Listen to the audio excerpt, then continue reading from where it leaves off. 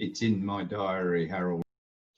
Yeah, cool. And if you have a look at that pro tip that's on the website, you can send it straight from your phone to your car. It already does that. Oh yes, if it's in a if you do a calendar, if it's a calendar event, yes. Yeah, I always use the calendar events. So Yeah, just go straight to the car when I get in. that's very handy. So what do we normally do with most of these meetings, Harold? I saw the email. I'm like, oh, join. I had a few questions. Yes, yeah. Well, that's literally the idea. It's just an informal ask us anything. It's just an opportunity for anyone to come on, and if they got a burning question or even just something that they're curious about that they might not know about, that's what it's about. Its sort of original genesis was the COVID thing, where it was every month we were doing a replacement of the meetings, casual meetup. But then I sort of had this idea of it's sort of an effective way of just it's easier than ringing someone. It's just a thing that every Wednesday evening you can just hop on, and basically at least one of us committee members will be on at 7:30 for at least half an hour, or until everyone's had enough of the questions or whatever. So yeah, and then if no one turns up, I just sort of click off at 8 o'clock and that's it. So but yes, definitely feel free to, if there's any question at all, because literally every one of us, that's got one of these cars, knew nothing about them, before we had them. Sweet. No, it's like we were talking about it because we've been working from home and stuff. It's like, oh, does the Tesla have Zoom? It would be awesome if it had Zoom. Yes. In fact, I think Elon Musk was tweeted about something like that, which you could do in a Model 3 because you've got the internal camera. Yes. As an option.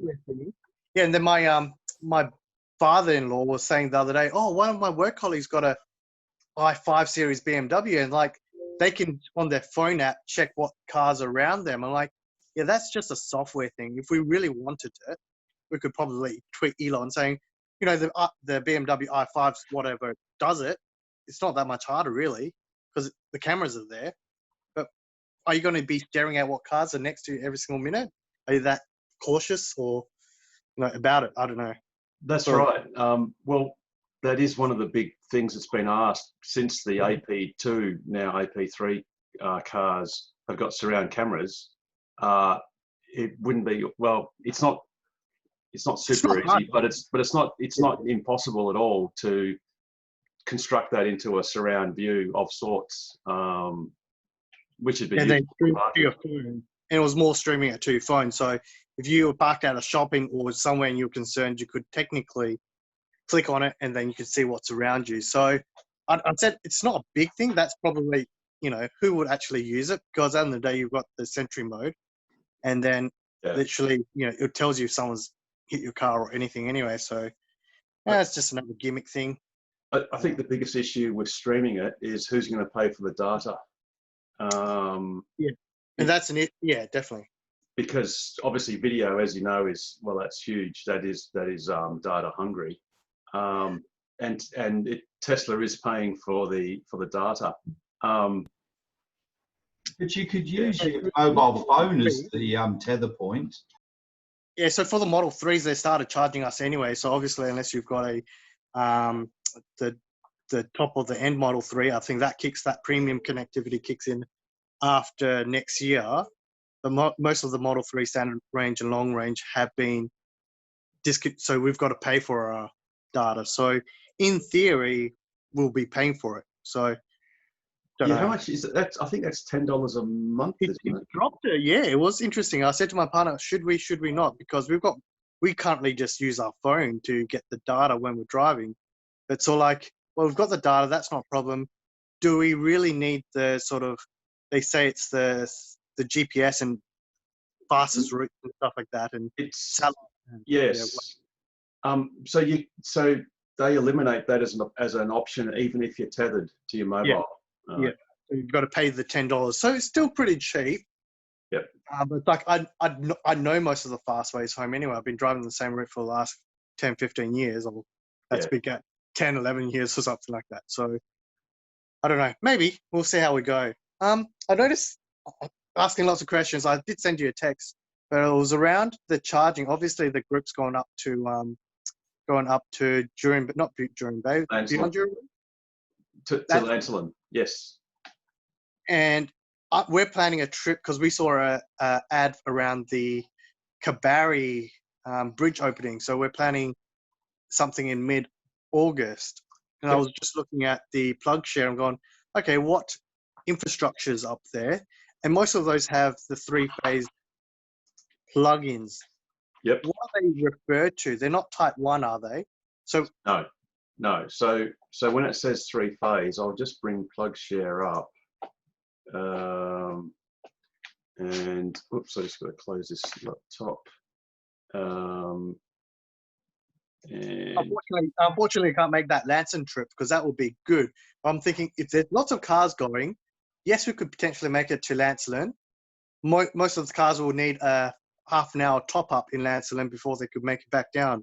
If it's a Tesla Model 3 standard range, I'm assuming. No, not at all, because Lancelin's about 150 kilometres maximum.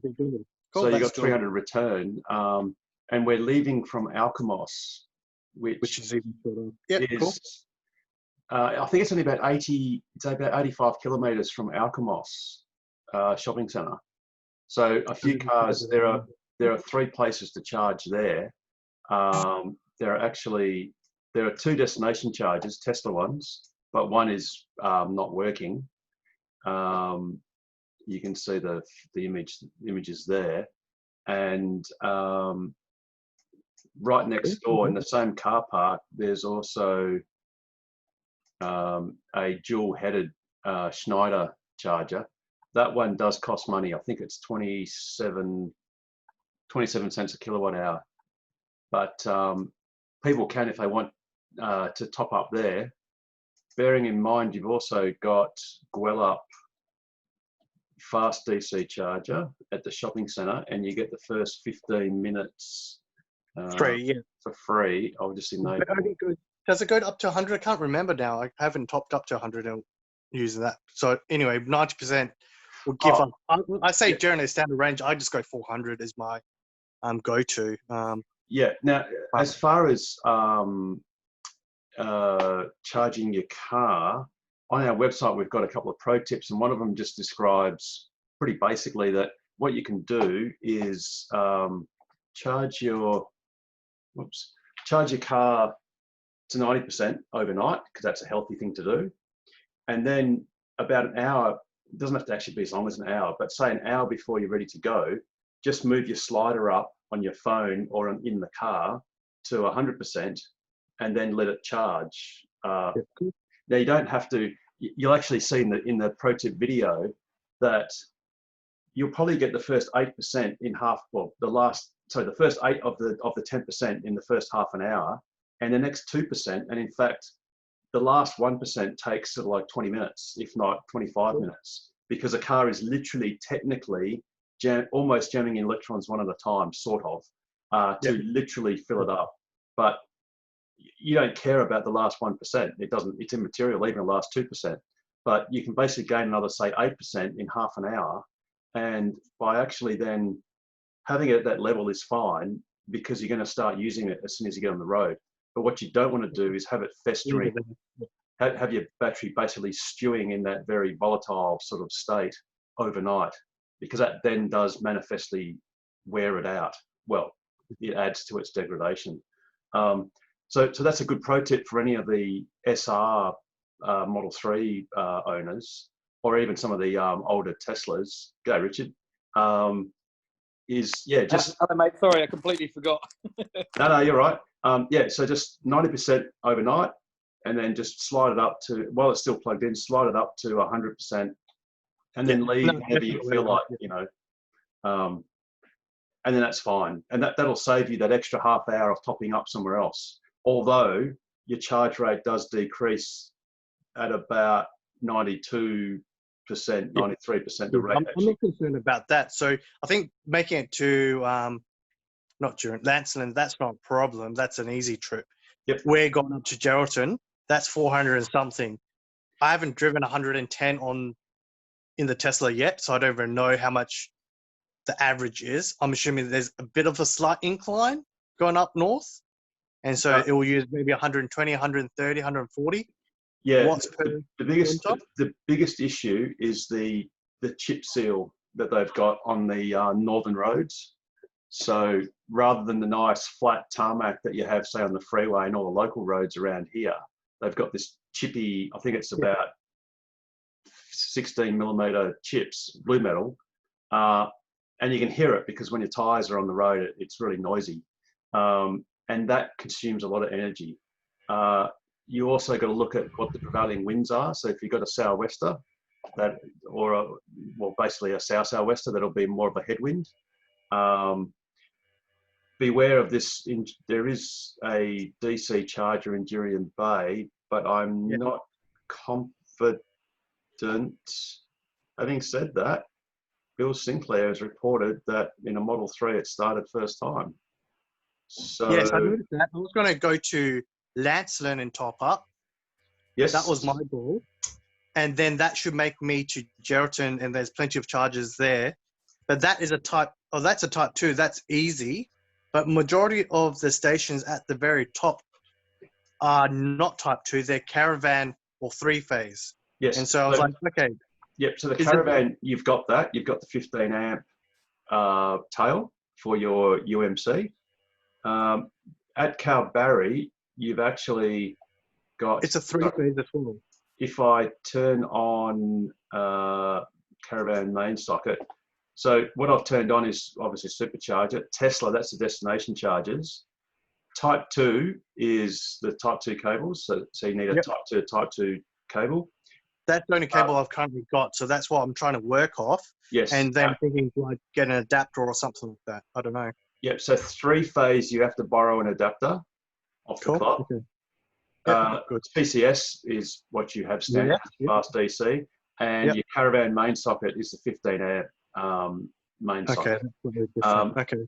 So in Kalbarri, there's only one place that's strange. Oh no, that's really strange. I thought there was a 3-phase. It might have been taken off. No, it's a 3-phase. I saw a 3-phase one, and it said it was the 3-phase. Oh, actually, what it might be is I might not have restricted turned on. Harold? Yes, Rob. Yeah, there's a 3-phase at the visitor centre. There's also a 3-phase at Northampton now, which is very handy. Is Northampton before Kalbarri or after Kalbarri? Northampton is 56 kilometres north of Geraldton. It's a good little town. There's an IGA there, so you might want to stop there and go to the toilets and get some food. So you can just plug in for 10 minutes there. Yeah, I'm not concerned about the Geraldton to Kalbarri because that's like 150. So it's, I'll be full charge because we're staying over at Geraldton. So I'll have a full charge in Geraldton to make it up to Kalbarri. Geraldton to Kalbarri is 144 kilometres along the coast road. Easy drive. There's also Horrocks as well that's got a very good 3-phase. Okay. And you just drop in there and see what the beach is like and have a look around there for a while. It's a nice little tourist spot. Yeah, I think the main one, I've covered it, and we've got the Type 2 to Type 2. So I think we stop at Jurien Bay. I think that's the Type 2. Look out close there, whatever. That should give us enough. Maybe have to stop there for an hour or so to charge to full or 90%. That should reach us to Geraldton easy. I think it's beyond Geraldton. That's the harder part because everywhere else is mainly 3-phase. Well, with the 3-phase, you can borrow either a UMC or a tail from the club. What's a UMC? It's the old version of what you have in your boot as your new UMC, your mobile connector. And does that give the old one that we have has a 3-phase. Okay. Passes through 3-phase, and we've actually got a 32 amp 3-phase I'd connected to it. No, that's good. Because I was thinking, okay, this is our very first trip. Yep. But potentially buying one, obviously, in the future, if if the infrastructure is going to be mainly 3 phases or 3-phase, I don't know. Well, the thing that's interesting at the moment is I'll have to check it with John Edwards. Is like I said, there's a report that. Yes, I noticed the that fast charger, DC charger, was available 3 days ago. Yes, 16th of June, Bill has reported that basically that's worked, which is a good thing. Because with that, you can basically, it's an hour or so charge, and then you're pretty much close to 90%. Less than that. No, you can just top up to in half an hour. And then, like Rob said, it's not far from Jurien Bay. Well, then you can top up at Geraldton. You can further top up while you have lunch or something, and then get to Kalbarri easily. What's the deal? What has most people found? Because we've booked out Airbnb with friends. What is the courtesy of plugging it into the charger at night time?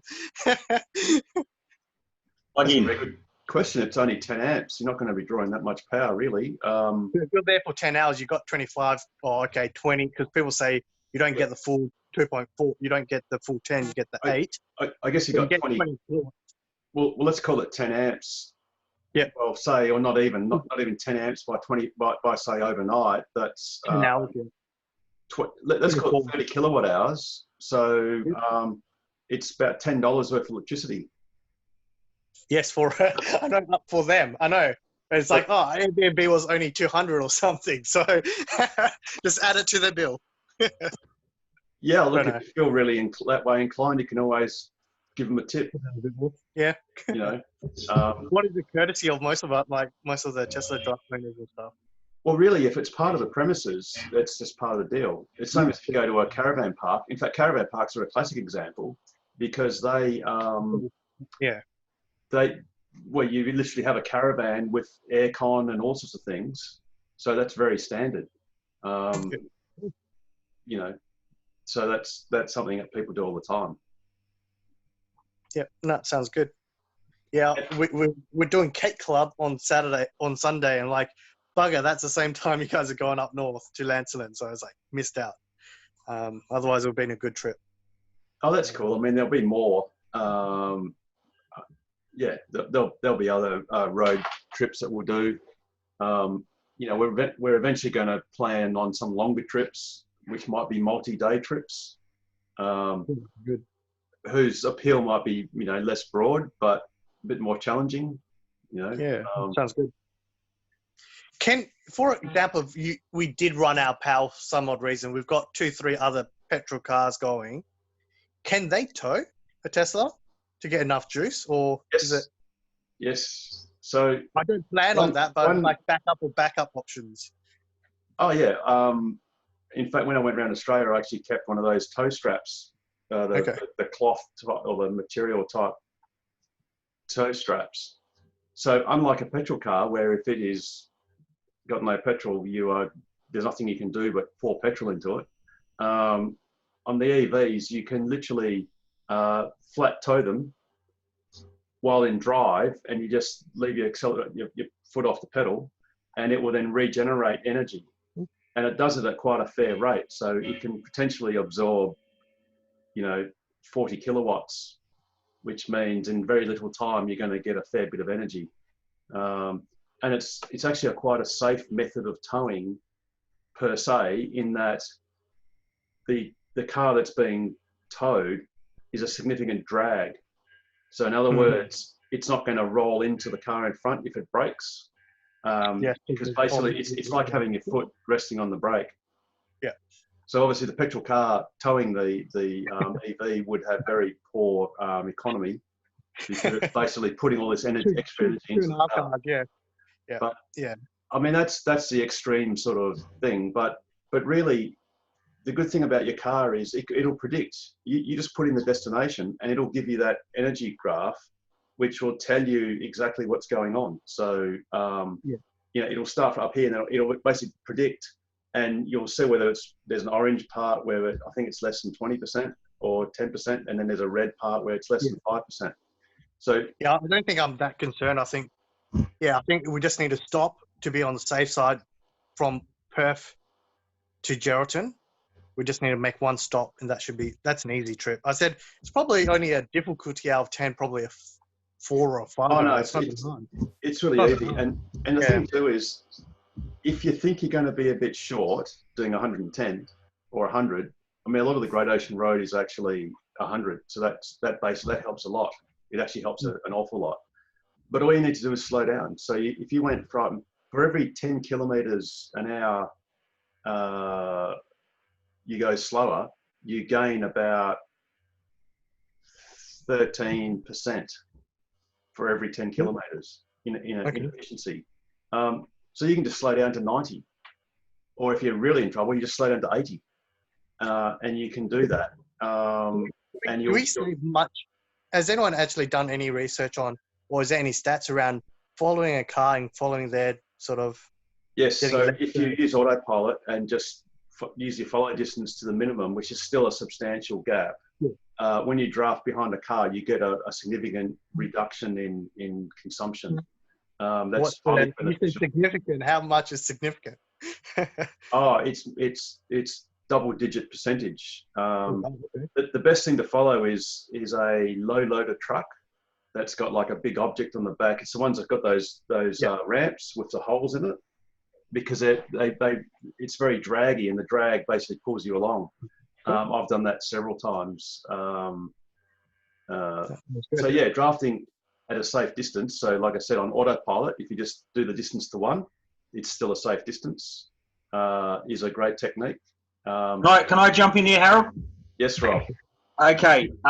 You can gain up to 40% of range by following the truck 1 car length behind, but don't do it, because you're going to get your windscreen smashed. Yes, I'm aware of the windscreen. I've seen a few at the food centre crack. Yeah. So yeah. The amount of stuff that comes off the back of a truck, or if his back tyre's going onto the red dirt, it just does too much damage. So it's really not worth it. But it's amazing how unaerodynamic a truck is, and if you get in behind it, he does all the work for you. Cool. But on that road, on the road up to Kalbarri, you should have no problems at all. Yeah, Geraldton Kalbarri less than 200, so on a 400 range, that's a piece of cake. One area you're going to have problems is when you leave Jurien Bay, when you head north, the road gets fairly windy there. Now, if you get behind a caravan, you're just not going to get past him. The road is too dangerous. They haven't got enough overtaking lanes on that road, so you may end up sitting back at 90 k's an hour for an hour's driving anyway. So you'll save range. That's good. By sitting back, yeah. I've been on that road a fair few times. It's very unsafe. There's not enough overtaking lanes. And that's why there's so many accidents there. It's all good. We're going with friends, so there's no rush. We're gone for 3-4 days anyway, so. Getting stuck behind a caravan is actually an awesome thing, because then you can just sit back and relax on autopilot, do 90 behind the caravan, and you're going to get massive economy. So it's a win-win, basically. No, that's good. And are you planning to take a spare wheel? Because Tokwa's that now was my spare next wheel question. back. Spare wheel. I don't know. I'm like, don't know. Do you risk it? Do you not? What has everyone else done? Have they taken a spare wheel? Yeah, we've just been down to Mount Barker and back, and we borrowed the Tokwa wheel. And of course, it never came out of the boot, but that's good. That's the precaution. So I'll probably borrow one as well. I'm borrowing the wheel at the weekend because I'm going down to Albany and back via friends in Bustleton and so on. So I'm borrowing the wheel for a week. Okay. Yes, I'll send you another message, Harold, to book it for the August when we need it. So try to lock it in early before everyone books it out. And if I could just jump in, I went up and down the Forest Highway a few times during the week when it was quite empty. And what I did, I sat on 90, 100, 105, 110 for about 25 kilometres as a minimum and measured how much battery I was using. And at the lower end, I was around 138 watts per kilometre. And when I was doing 110, it was more like 167, 168. And I tried that both ways and averaged it. And what's the car that you're driving? Sorry. Model 3 SR Plus. Good. Okay. Good to know. I haven't done 110 on the car yet. So good to know it's roughly 160. So we'll probably only have around 350 range, maybe at 100%. Yeah, I work on about 350 tops if you're going to do 100 plus. But if I sit on 90, you can do 350 plus. Cool. Okay. Good to know. Cool. Yeah, and if you really need it, if you did in extreme, something like 60 or 70, it just goes up tremendously, absolutely tremendously. So cool. I've got a question for you. Where are you planning to charge in Geraldton? Which one? Don't know. We've got accommodation at night time, so if we charge for 10 hours at 2.4 kilowatts an hour, we've got 24, which is close to half battery. So I'm not too concerned about the bill. It's just in between. Are you staying overnight in Geraldton? Yes. Piece of cake. It's halfway between Perth and Geraldton where I need to stop and charge for maybe an hour and a half or 2 hours. So piece of cake. But yeah. Yeah, I was saying that because Geraldton's got 2 very good Tesla destination chargers. Yes, I did notice that. Yes. Now the one at Mayamet Flats on the beach there, that's not bad for the kids, but there's nowhere to get anything to eat there. Yep. Okay. That's near the beach. That's good. But the other one in town at the Gerald Apartments, that's really good for food, and you can also walk to the memorial, the HMAS Sydney Memorial. So I noticed that those were like in apartments. So we just roll up and we use them, or do we have to pay a fee for those? Yeah, what you do is you negotiate with the bar staff, but I paid $20 there and had lunch, and it was well worth it. Really, really good spot to stop. Okay, that sounds good. I've been to Geraldton a few times via plane, so it's the first time driving there, so it should be good fun. Yeah, just notice it's actually on the top. It's on the roof of this building, so you go up the ramp on the Cathedral Avenue. There's actually a ramp that goes up, and you actually go up to the top of the building. So that's that photo there. That's actually where you can see it there. Cool. It's actually on the roof. Yeah. But if you're staying overnight, well then you'll be pretty much you'll be topping up, and then you can just sort of like I said, just like Rob said, go to the Woodsname Memorial, or just have a look on the beachfront while you're charging at the Gerald. Then from there to Kalbarri, well, that's just one drive. That's it. Yeah, one drive. But then we're staying in Kalbarri for 2 days, so we've got accommodation there and charge again. Don't know if we're going up a bit further up, but yeah, I wasn't concerned about that part. But obviously, there's the Type 3 chargers, just in case I want to charge at one of those one of those 3-phase plugs, I suppose. But yes, shouldn't need it, but it's just being cautious. Yeah. Well, it's always good to have multiple sort of options. And the good thing too is, say like if you're going to stop over at Jurien Bay, there is you'll probably be able to look, if you can charge at the Caltex there, then you'll be fine because it'll be quick. But you can just go and have lunch there or whatever. And you need a bit of a top up, and then you'll basically easily get to Geraldton. So yeah, it's super easy. But definitely try the DC charger at Jurien Bay, because that'll be good for your return trip as well. The return trip's the easy one because we're going to sleep at Jurien Bay for a night before returning. So we're trying to do a piece of cake. it's all super easy. That's awesome. Nice relaxing drive. Yeah. Well, we're not even a relaxing drive. We're not even driving, hopefully. Has everyone mainly let the cruise control drive most of the way? All the time, everywhere. As soon as I leave the driveway, as soon as I come out of the driveway and go down the road, I'm already on tack at 50 k's an hour. Yeah, exactly. Yeah, cool. All the time. And then as soon as there's a marked part of the road, I'm on autopilot. Everywhere. Yeah. Everywhere. I think I'm on autopilot 90, 95, between 90 and 95 most of the time. It's like they say, oh, you have not having that heads-up display. I'm like, makes no difference because I just go, when there's a marked road, autopilot or cruise control at least to get the 50, then you know you're not speeding. So Yeah, it's amazing. Yeah, it's good. but just do be careful. In some places, the speed limit that the car thinks it is wrong. It's wrong, yeah. And there's a I've noticed that on Perth roads. Sorry? I've noticed that on a few Perth roads. There's some roads which is actually 60, but it says it's 50. How does one get that updated, or it's not possible? We've sort of tried that. There was a theory that you could do a bug report where you press on the voice command and just say bug report, and then you say what it is, what is wrong. So you say, you know, the speed limit should be whatever. And then depending on how well Tesla's speech recognition is working on each version of its software, it'll either work really well and interpret what you said, or it'll just come up with gobbledygook, and then it'll just get sent automatically to nowhere. But no one's really found that that's actually had any effect. So I know, for instance, there's a section of Erindale Road in Hamersley that used to be 70 up until 2 years ago, and has been 60 ever since. But the car still insists that it's 70. Yes, it's still, yes. I remember that.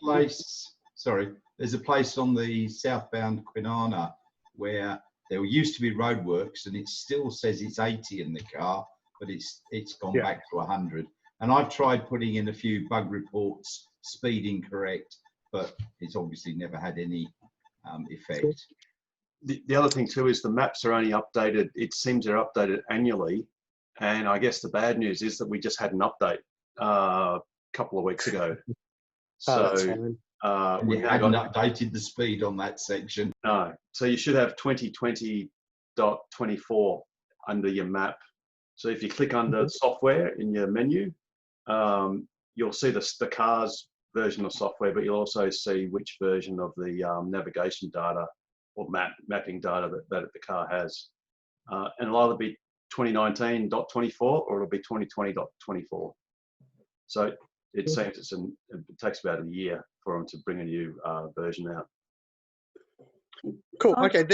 I suppose there's 2 bugs. Sorry? I was just saying, the road going into Wellard is supposed to be 80, and it's been 80 ever since we've lived there, which is about 7 years, and the Tesla thinks it's 50. So it always slows right down, and you can't actually speed up. It will beep at you and stuff, so you have to just go off. So you got to disengage your autopilot and just put your foot down. Cruise control. Yeah. So I find that cruise control works. So in the 50, it says it thinks it's 50. Autopilot will keep it at 50, but you can just cancel it and just use cruise control at 60. So it works. Right. Yeah. It's bloody hard, right? First world problem, having to drive the car again. Well, it's super hard trying to keep the car in the right spot. And what's even worse is every now and then when your tack stops working or refuses to work, it's really hard to maintain a steady speed. It's kind of like a skill that you forget. Yeah, I think my driving's gone downhill a little bit. It's like, Can I jump in? I was going to say, I've got sorry, Brian. I was going to say, I've got another question, but you go first. Wet roads, do they affect efficiency? Is the car sort of trying to compensate for slip or something the whole time? No, it's not the slip. It's the fact that your tire treads are actually pumping water. So they literally are displacing that small mass of water every second. So yes, that does, if it's heavy rain, that will reduce your consumption. I think I've mentioned it before, but a useful app is the Windy app. So it's WINDY, Windy. And that'll tell you what direction the wind is going to blow. And it forecasts into the future. So you time your trip then, do you? Sorry? You time your trip. No, it'll just give you an indication of whether the car will use more than it might think or you might think. On the other hand, if the wind is in your back or if it's a crosswind, then you're going to have a good day whereby you don't care because you know you're going to do better than the car thinks. Yeah.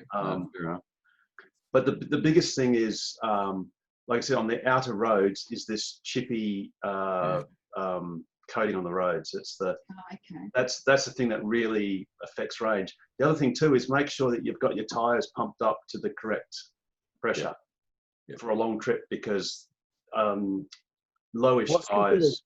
What's considered correct pressure? So the Tesla 18-inch says 51. I've currently got them at 44. The official line is, look at your placard on the inside of your driver's door pillar. 44. Yes, it's only 41 or 42. Another 42. methodology, which I use personally, is I inflate my tyres to the maximum cold inflation that it says on the tyre wall of the tyre. But that gives you a rougher ride. Cool. It's not as comfortable. But I'm not going to recommend it. I'm just saying that's what I do. And for instance, in my tyres, it's the max cold inflate is 50 psi. And when I was up north in 45-degree heat on the highway, I think the maximum the tyre pressure got up to was about 58 hot. But again, they're designed to cope with that because they specify it as cold inflate. Yeah. The other thing too is, even if you're pumping it to what the car specifies, you got to bear in mind it's the cold inflate, and if you drive any distance to the petrol station to fill up, your tyres are going to be a bit warm, so you probably got to put a couple of psi extra, and you'll find that as the tyres cool down first thing in the morning, they'll probably be below what you think anyway. So I think in the morning they're 42, 43 anyway. So I think the recommended one's 42. I've got mine at 45 at a cold inflate. Yep. And Brian, the rolling resistance of the road, I noticed when I was doing that test I was talking about, the Kwinana Freeway was better than the Forest Highway. The surface on the Forest Highway just seems to make a bit more noise, is a bit rougher, and the consumption from the battery increased just a little bit, but it was a noticeable difference when I was measuring it.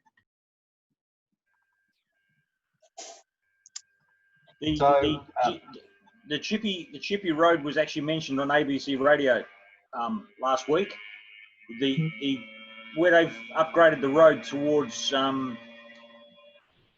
what's it called, the Tonkin Highway? What's the road? The Tonkin Highway. They've used very chippy surface, and the people living nearby are complaining about the noise of the road. Yeah, and then also rocks flying in. Yeah, and I think $58,000 worth of replacements and repairs or something. Yeah, saw that article. Yeah, so that noise is just wasted energy. That's specifically what it is, and also there's a lot of heat goes into the tyres. But one thing you got to remember with tyres is if you've got an underinflated tyre, it's actually gonna inflate itself unnaturally due to heat, and that's actually bad, because what happens is the sidewall of the tyre is flexed, and because it's got steel in there, and imagine when you get a bit of wire and you bend it back and forward and it gets hot, that's what happens inside your tyre, and it's a false inflation of your tyre, which is actually dangerous. That's when they blow out. So having good high tyre pressures is actually good on long trips. Okay, so sorry, if I could just ask a question. I use my telephone and my wife used the mobile phone to get in and out. Now, sometimes I walk up to the car and it just does not know I'm there. I've got to get the phone out of the pocket, get the screen up, and then it'll recognise it for some reason. And the other thing is, it's got both my wife's phone and my phone. And when we sit in the car and I start it up, sometimes it's on hers, it logs in, sometimes it's mine. And, you know, I've got to double check it every time now, because it's a right pain in the arse. I'll jump in there. So there was a discussion on one of the Facebook pages about the exact same thing, and I spoke to Harold about our problem today, and it does seem to come back to that COVID app on the iPhone. Do you have that running at the moment? Yes, I do. Yeah, so I've taken it off. I haven't been out to play around with the car since I've disabled it, but it seemed as though it was a firm opinion that that was Yeah. causing the problem. I took mine off a while ago because I was having trouble, and I haven't had any trouble since. Yeah, I think it did start well before I'd actually put the COVID app on, but Oh, I okay. will try and take it off and see what happens. Yeah. Another thing you could try is just reset your phone. I mean, I've tried and just turned Bluetooth Done. off momentarily. Oh, you did try that? Okay. Yeah. I guess the problem with two phones is it's very difficult for the car to know which one's which since it's working on Bluetooth. Even if it's just me, It still recognises it's still just, you know, I'm standing there saying, would you like to let me in, please?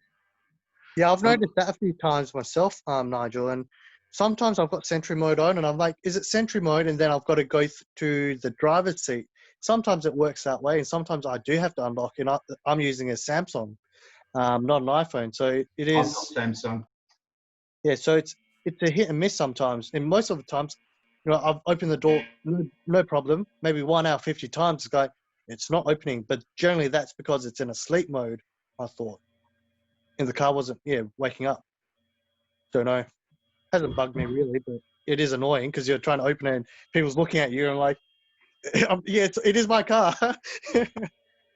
But don't know. It's worse when it's pissing down with rain. Yeah, so my surname's Murphy, so I know all about that. Has anyone else noticed that autopilot slowing them down when they shouldn't? So there's a road going southbound, Wanneroo intersects Beach Road. The car automatically slows down at the traffic light, and it shouldn't. I've driven that literally 100 times, and the car always slows down. Like there's no hill, there's nothing. It's a flat road, but the car slows down. And then there's another area on Tonkin. I think it's Tonkin, the new section after Hepburn going to the airport. Just before the bridge, it also slows down a bit. There are sections where it actually wrongly thinks the speed limit is 50, or other places I've seen on Tonkin Highway where it thinks it's 80 when it should be 100.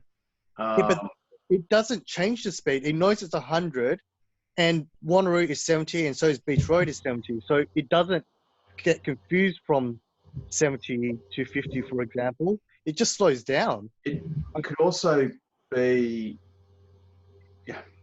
if there's some radar, if there's something that the radar is bouncing off that it thinks could be a threat and it hasn't dealt with it yet. I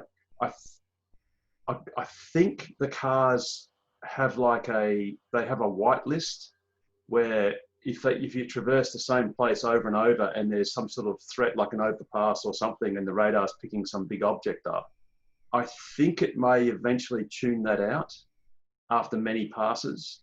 So it could be some spurious thing that the radar is picking up as a threat, and then therefore it's slowing down just to be careful. You can also do that on a crest. If you've got a significant crest, it will slow down because it doesn't know where the rest of the road is. It'll also slow down on tightish bends. These days, the new versions of software seem to be slowing down on curves more than they used to. I actually dislike the new version. It's actually braking later than it used to. Yes, it's trying to be. Yeah, it's trying to. Yeah, that's right, and you're actually getting less regen because it's braking harder. I think it's trying to effectively produce less congestion on the roads by tightening everything up. I think you'll also notice that when you stop at the lights and you stop behind a car, the cars used to have a fair gap. Like the car in front of you would take off, and your car would spend quite a lot of time thinking about it, and then it would start taking off. And one way they alleviated that was it would actually accelerate quite hard. But they're also now learning to reduce all these gaps. And yeah, you're right, they are braking later, which But they are stopping. That's a good thing. Oh, they are stopping. Oh, yeah, absolutely. But it's wearing the brakes pads down Yes, more. it is.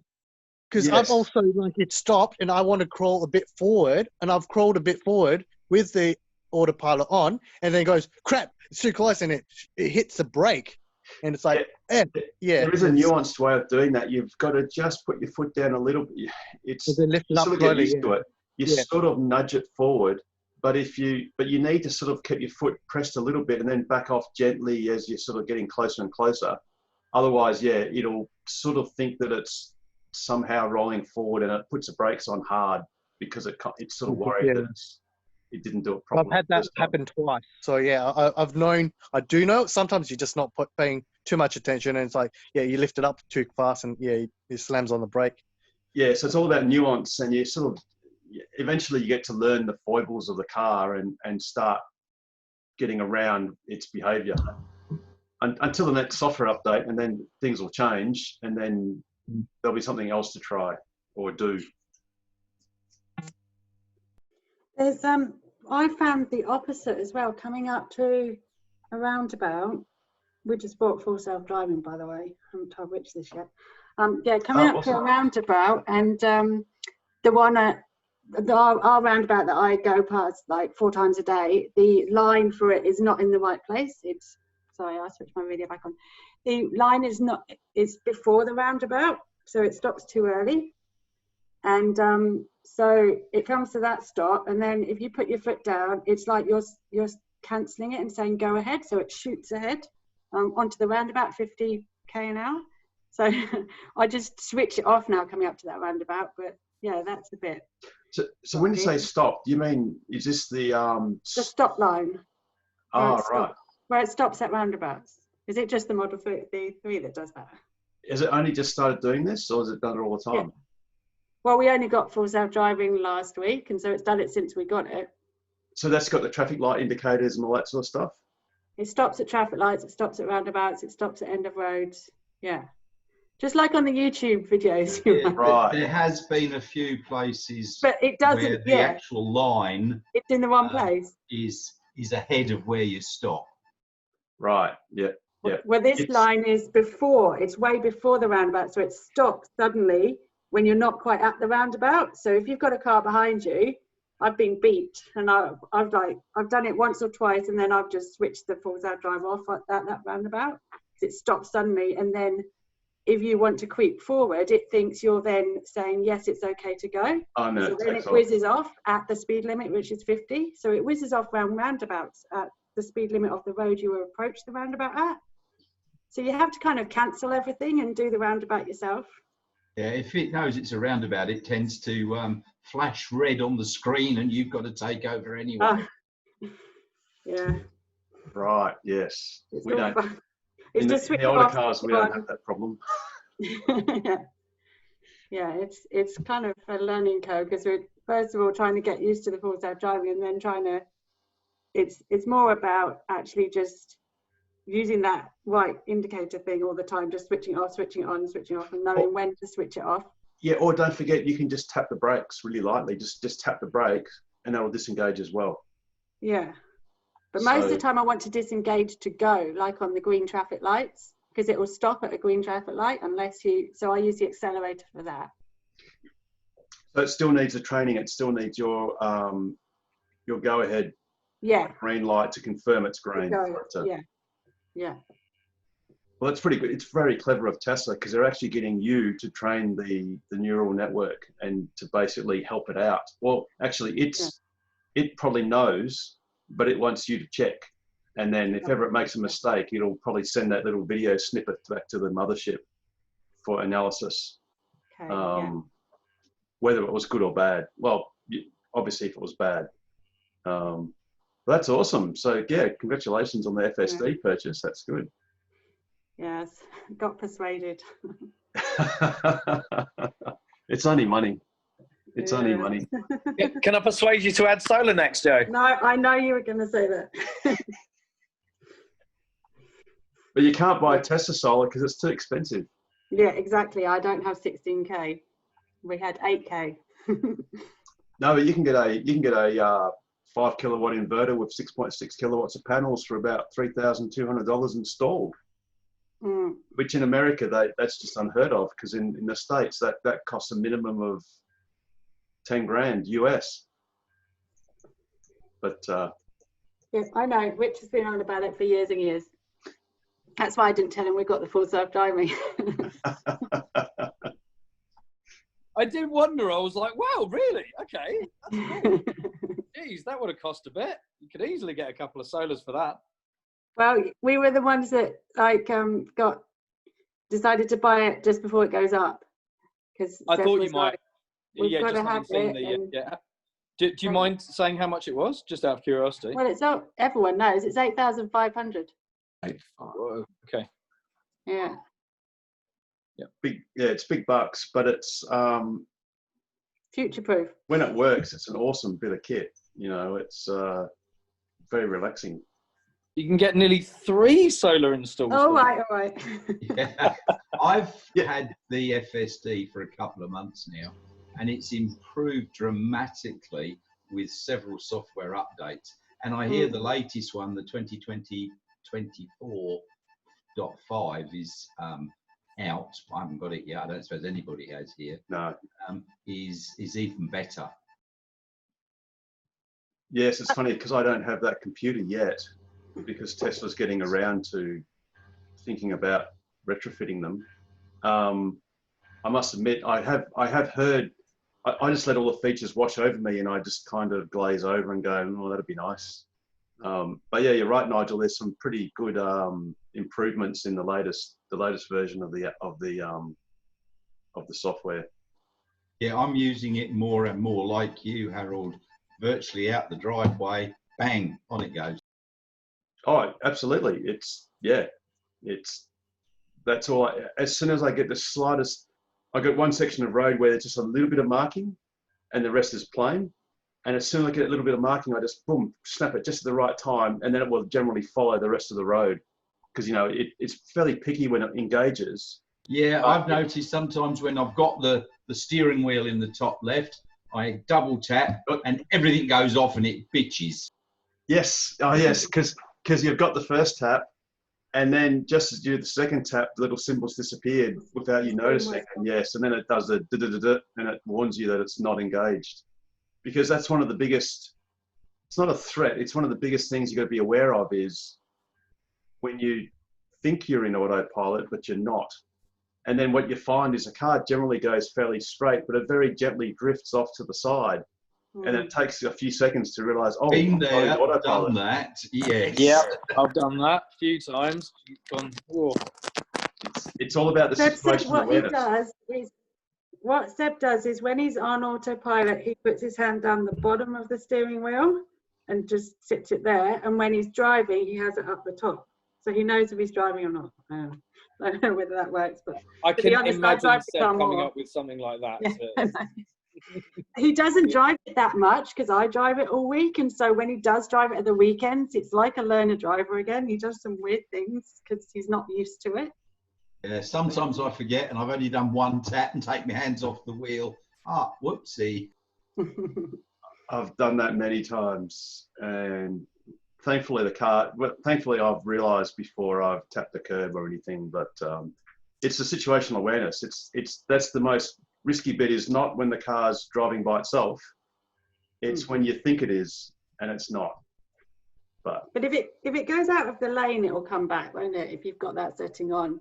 Many times it does. Yes, in fact, and that's the awesome thing, is it'll actually pull the car back into the lane. But and make horrible noises for you. Yeah, big place, yeah. But it doesn't always do it. So it's not 100. Well, it's not foolproof. I wouldn't rely on it, obviously. No. But it's but I mean, it is a pretty awesome system. It really is. Do any of you look on Twitter at some of the human pilot videos? The one going bang into the lorry. Did you see the one today where the guy was scrambling over the wet road? Have you not seen it? There's one on Twitter today where there's some reason there's a guy slipping over in the middle of the road, like trying to warn traffic to slow down. And of course, the truck is videoing it. It's slowed down, and there's cars crashing all around him, and it's just inattention. Purely, people are just too distracted now. So autopilot is critical on humans now.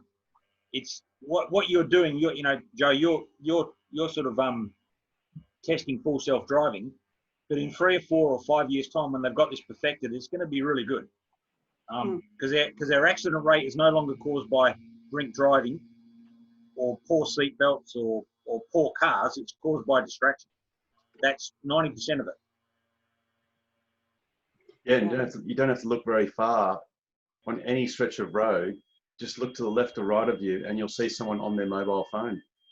And you just see it because you're driving along and they're just like this. That's all you see. Really frustrates me, actually. Yeah, every single time now in the traffic lights, you look in your rearview mirror, there's someone with their head down blatantly on the phone. Like, and just, there was one guy, like, just, I think we were maybe coming down to see you, Rob, like some guy in a BMW just like weaving all over the road and just like slowing down to 90, up to 110, down to, it's just like, it's just a danger, you know? And pulled up alongside to him, said some terse words through my open window, and he knew that he was trying to not make eye contact, and he knew that I'd seen him on his phone. Like, it's just crazy. Like, if you were a cop, like, you could just pull over just about every other person. Yes, yeah. Well, I think over East they've actually got specific cameras that are on tall poles, looking down into the windscreens of cars, picking up people on their phones. That's actually in Perth, on the freeway just north of Perth. That's where they trialled it. That's the first place in Australia. And cool. They did a trial where they weren't booking people, but they were absolutely frightened by how many people were on phones. And in Sydney government, the New South Wales government got hold of this, and they installed the cameras within weeks. Well, hopefully with full self-driving, it'll literally be perfectly okay to be in the back seat, not caring less. And, imagine how good that'll be one day. Yeah, reduce the accident rate for sure. Yeah, absolutely. Absolutely.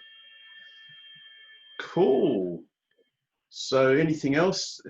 Any other burning sort of issues or questions or anything? Joe? Yeah, I actually did come on here with some questions. Cool. Okay, first one is, if we email secretary at TopRay, is that you? And yes. Do you respond? Yes, I do. Yes. Have you seen my email then? No.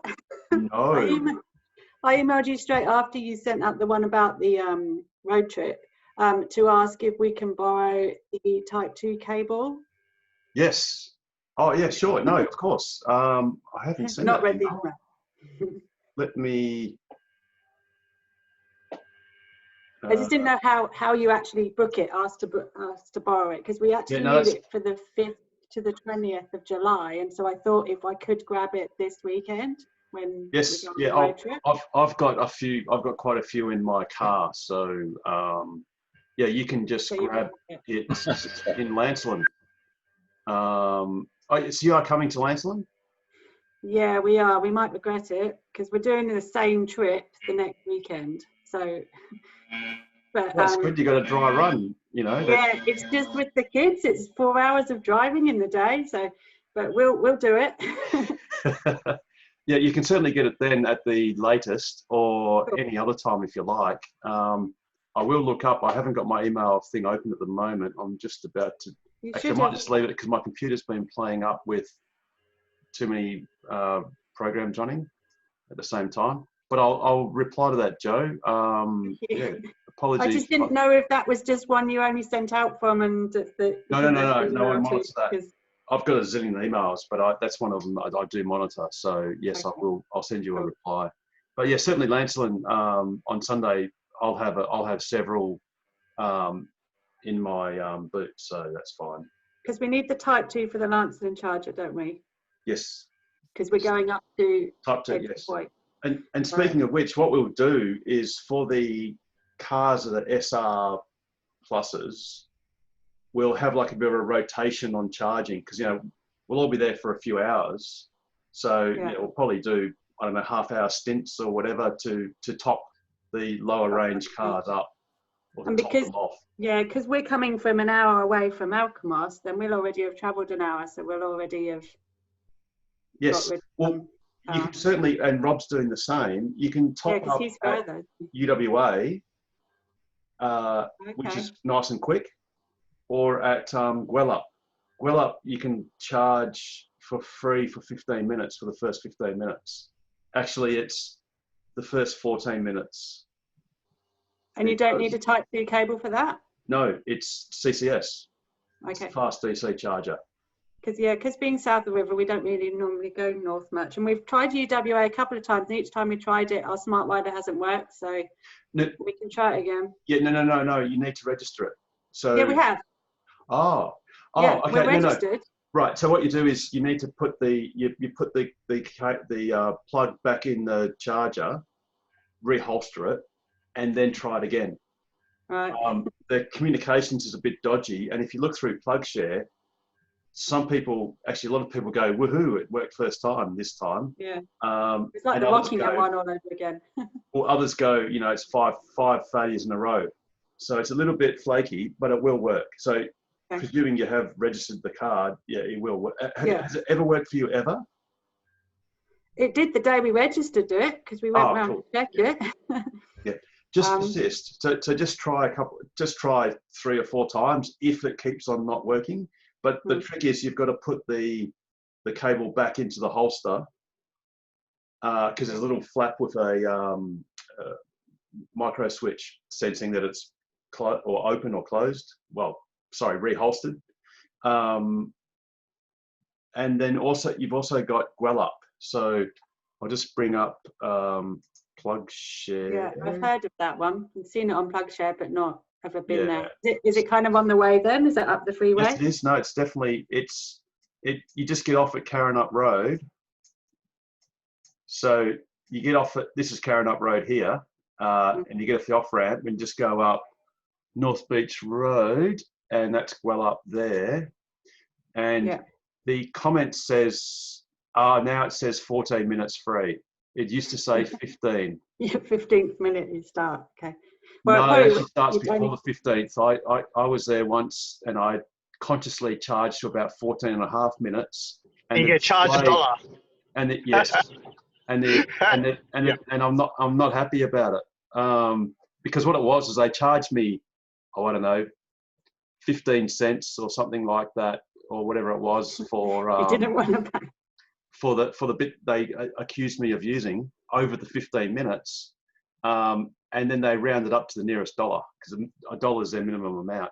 But it's basically, so 14 minutes for free, and then it's 45 cents a kilowatt hour. And that's quite convenient because you get off at Carrinup Road, you go up where it was North Beach Road, and then to get back onto the freeway, you just go back down and on the on-ramp at Carrinup Road, back up to Alkmaar, which is just seems miles away, just the first stop. And you're waiting there until 11 o'clock, aren't you? Yes. If we don't leave there by 10. Yeah, so there'll be some of us, at least one of us, or some of us will be there from 10. So that way we've got an hour just to gather and mingle and whatever, and people can also just top up because that's a good thing to do. Especially on the lower range cars, you can just sort of top up a bit before doing the short trip to Lancelin. And like I said, it's only about 85 kilometres from Alkmaar. Yeah, it's only an hour from there, yeah. Yeah, so it's not far. So I think it's an hour and 5 minutes. So I said roughly, leave at 11 and get to Lancelin at 12. And obviously, if anyone people can just go straight to Lancelin. They don't have to go to Alkmaar per se. The thing is, we need to stop for the kids more than we do for the car. So an hour is about our maximum anyway, and then we need to stop. And there's an IGA there. There's what's there, Rob? You've been there more recently. There's a coffee shop which is pretty good next to the IGA. There's some toilets that are very good toilets that are there nearby.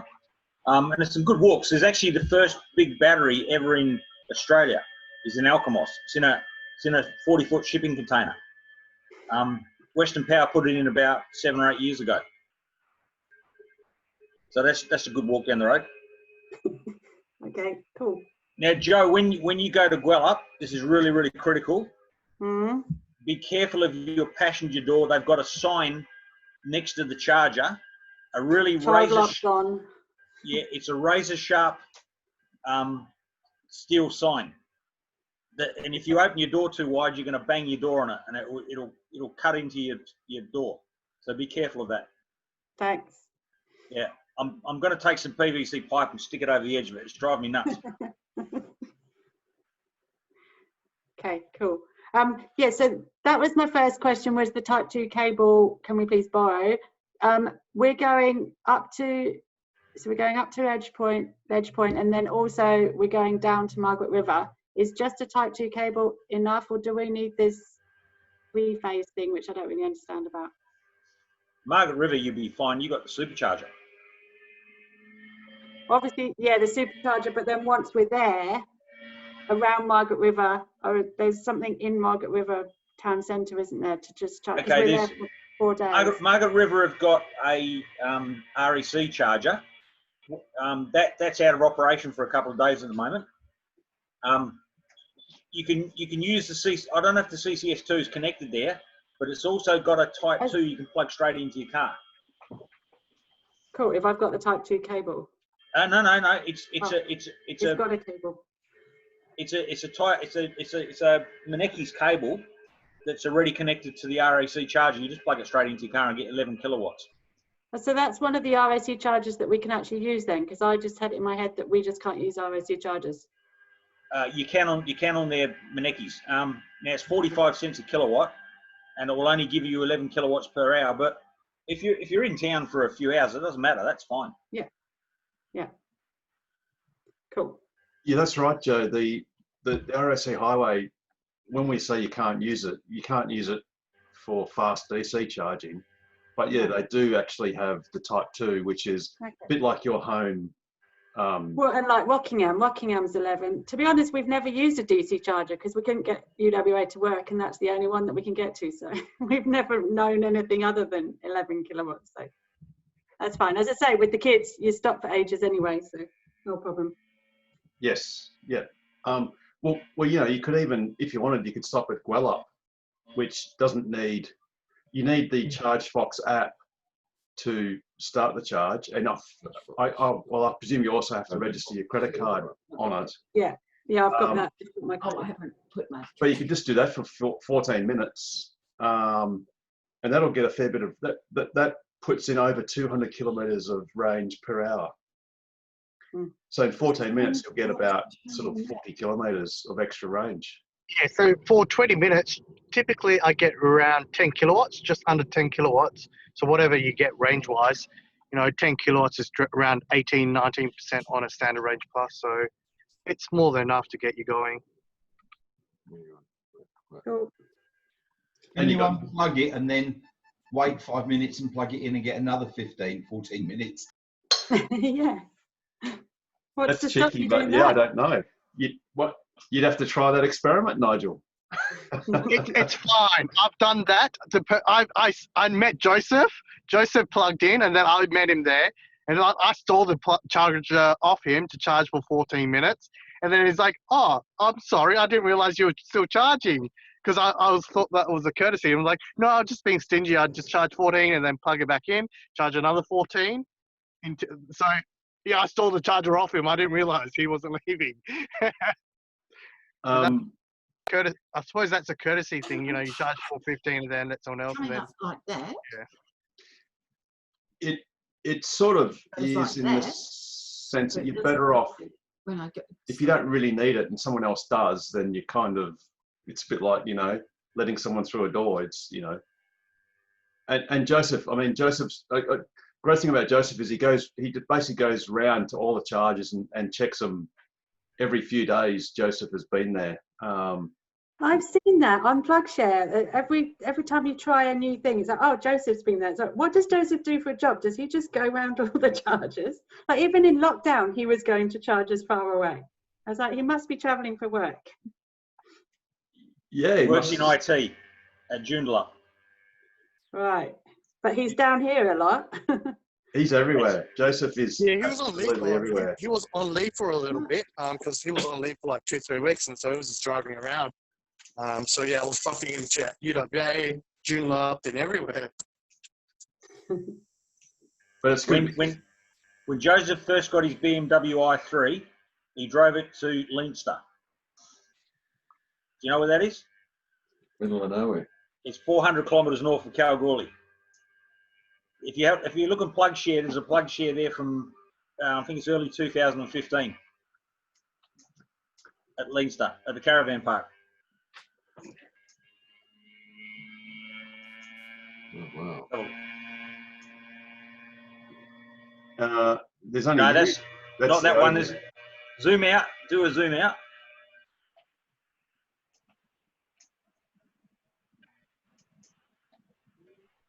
That's It's a all- 15, no, there's a 15 amp at the caravan park he used. Change the settings. Compatible.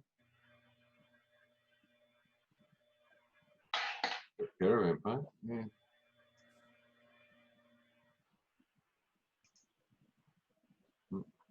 No, I've got. Oh, Caravan. maybe Commando. Maybe they. It's not showing. It's not Sandstone. No, it was definitely Leinster. Yeah, there's nothing else at Leinster. Because I used to think if Joseph can drive his BMW with, at that stage I think it was 200 kilometres of range, if he can drive that anywhere, I can drive a Tesla anywhere. Yes, there's no more. Oh no, that was going to check in at Leonora. Yeah, I mean Joseph. Well, yeah, those short range cars, it's just hard work.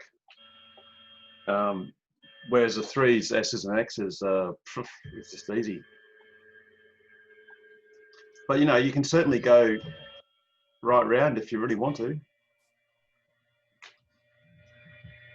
And as you can see, over east, there are plenty of fast DC chargers everywhere. Once our borders return or open. That's in New Zealand, isn't it? No? Now I'll tell you a bit of history about the Margaret River RAC charger. It was the first place a Tesla ever had an accident. Oh, yes. Did you know that? No. It hit another Tesla. So when they were doing the press conference for the RAC charger, they were moving cars around and 2 Teslas run into each other. Goodness, man. True story. It wasn't mine.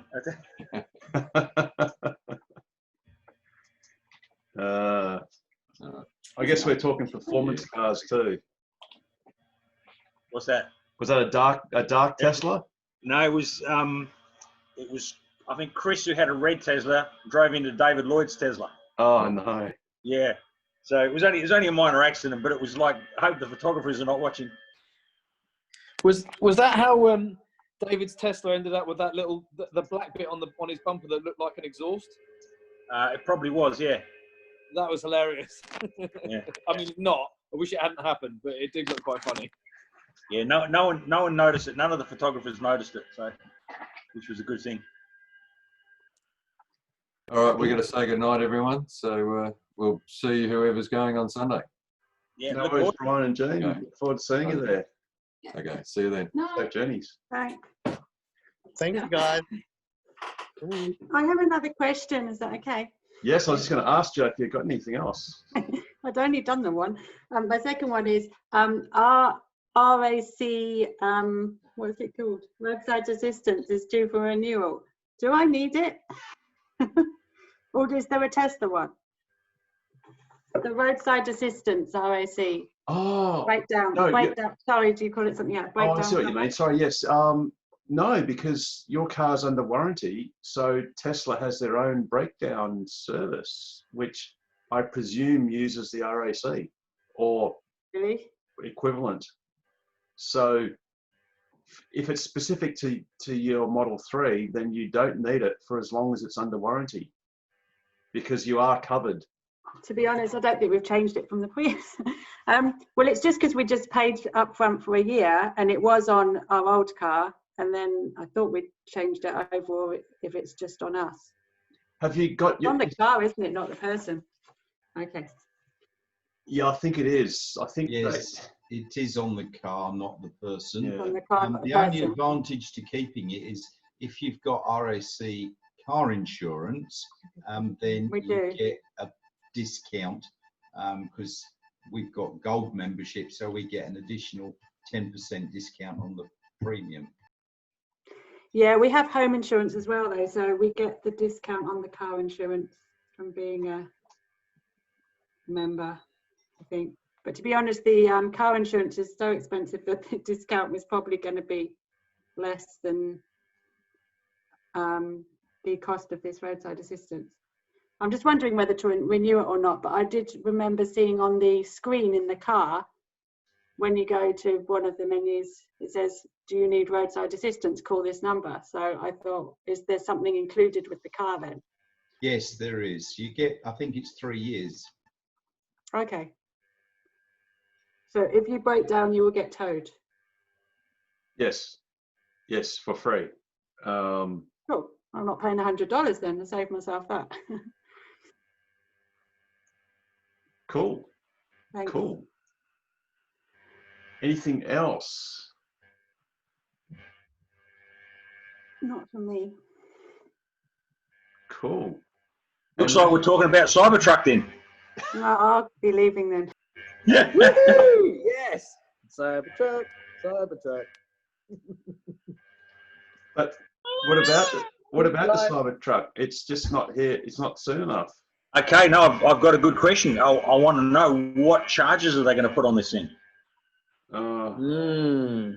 I fear that they're going to basically know, as far as they're concerned, that there are superchargers everywhere, and why would you bother with anything but 11 kilowatt standard AC charger? I did go through a phase of trying to get Elon's attention on Twitter and beg for a 22 kilowatt onboard charger, but yeah, I think it's more than likely going to be 11 kilowatt, and then there you go. Yeah, but hey, it does 800. The big one does 800 k's range, so in that sense, who cares? You can just charge it overnight. Well, no, there's the problem. You see, it's gonna need a minimum of 200 kilowatt usable battery. Yes. Usable battery. Now, 22 kilowatt dual charges, 22 kilowatt, could charge it overnight, no problem. But 11 kilowatts, completely useless. Okay, it might, Rob, do the same thing as S's and X's, the new ones, which do 17 kilowatts. True, yeah, or 16 and a half, isn't it? Yeah, in fact, actually, you get 15 net gain into your battery because there's a loss. Okay. Yeah, so 15 to 200 under 12 hours. 17 kilowatt under 12 hours. Well, yeah, well, as 15, it's 13 hours, 13 and a third hours to fill. And I mean, there's nothing wrong with that. Yeah, overnight that's fine, but the 11 kilowatts is just too slow for that. Look, if with those tyres, those knobbly 33-inch tyres, to get 800 kilometres range, you're going to need a minimum 200 kilowatts usable. Yeah. Yes. Yeah. But that's right. But the point is, it'll do 800. Well, it won't do 800 k's. It'll do 700 k's. Yeah. That's what. It depends what the 800 is, whether that's WLTP or no. What's the EPA? EPA. I think the EPA is actually fairly pessimistic. Yeah, I think it pretty much is. Yeah, seems to be bang on the money from what people are saying. Whereas in Australia, the NEDC is just useless. Yeah, well, forget it. Yeah. It's just useless. How often are you going to get the Cybertruck home at 0% and need it at 100% the next day? I mean, it doesn't happen in my M3 at the moment. And when I get home, the lowest I've ever had it, I think, was 11%. And, charge it for a few hours and get up to 50 or 60. It's more than enough for the next day. It's sorry, go on. I was going to say, but there's mad bastards like me and Rob and probably Richard that are going to like go, hey, if we got a Cybertruck, we can drive this around Australia. Yeah, exactly. And do it really. Well, Emma hasn't seen all of Australia yet, so she needs to do a lap like I've done in a diesel four-wheel drive. You know, none of that anymore. Well, you can do it in. Well, no, not with the baby. So you're gone. No, you can't drag a baby. You can't. No, can't. Yeah, we can. Sure, we can. Well, I was going to say the time to do it is now, but it's a bit past now. The time to do it was like a month ago. Yeah. Because they're all portable in the bubble, but once they're separate, it's all hard work. But but yeah, I mean, 800k range or 700 k's without charging, and don't forget you can still top it up at lunchtime. You know, if you're gonna have lunch at a roadhouse, just top it up. It's more that sort of range means that you can stop when it's convenient for you, rather than when you have to. You know, because from driving, you know, even the long range Model 3 that we had on honeymoon in the States, or even driving my sister's car, which is exactly the same as mine, up to Scotland and over to Germany and back, you do end up having to kind of, you're dictated by where the superchargers are, rather than just going, do you know what, I'm just going to pull in here because it's convenient. And then you've still got, you know, you might still have 300 k's range left, but then you add another couple of 100 k's while you're there. So yeah, it's more that, rather than we've found times where we've had to stop somewhere and get food and stuff when it's not necessarily convenient, rather than going somewhere else that's nicer. So yeah, I must admit, and also then, you know, you might end up towing a caravan or a boat, or you know, or going into a headwind uphill. Yeah, I must admit, driving around Europe especially in Germany on the autobahns, you do chew the juice. It was so satisfying, like, yeah, flashing the lights at like Beamers, Mercedes, getting them out of the way and flying past at 250 k's an hour. Yeah, but did you see your economy? It was like shocking. Don't care. Dear. But yeah, the Cybertruck is going to be awesome. Sorry, I just like, my matrix was just dissolving. We're probably looking at 2022, 23 though, before they get in here in any great volume, I'd say. Definitely 23, yeah, definitely. Because in the US, you know, they're going to struggle to have them done by the end of next year, and there'll be. It's not plausible that it'll be as little as a year. So next year's 21. It'll be deep into 23, deep into it. They've only just got the Y, and we're unlikely to get that for at least another 12 months. And we can't even, and unlike the Cybertruck, you can't even reserve a Model Y. Yeah. You can't order it. You can't, in the UK. I actually suspect that we'll get Model Ys here before people in Europe. I know that people in Europe have been able to pre-order the Model Y, but I suspect the ones for Europe will all come from that Gigafactory in Berlin.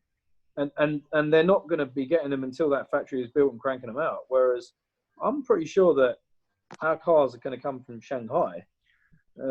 So therefore, that makes me think that we'll get Model Ys from Shanghai quicker than people in Europe will get Model Ys from Berlin.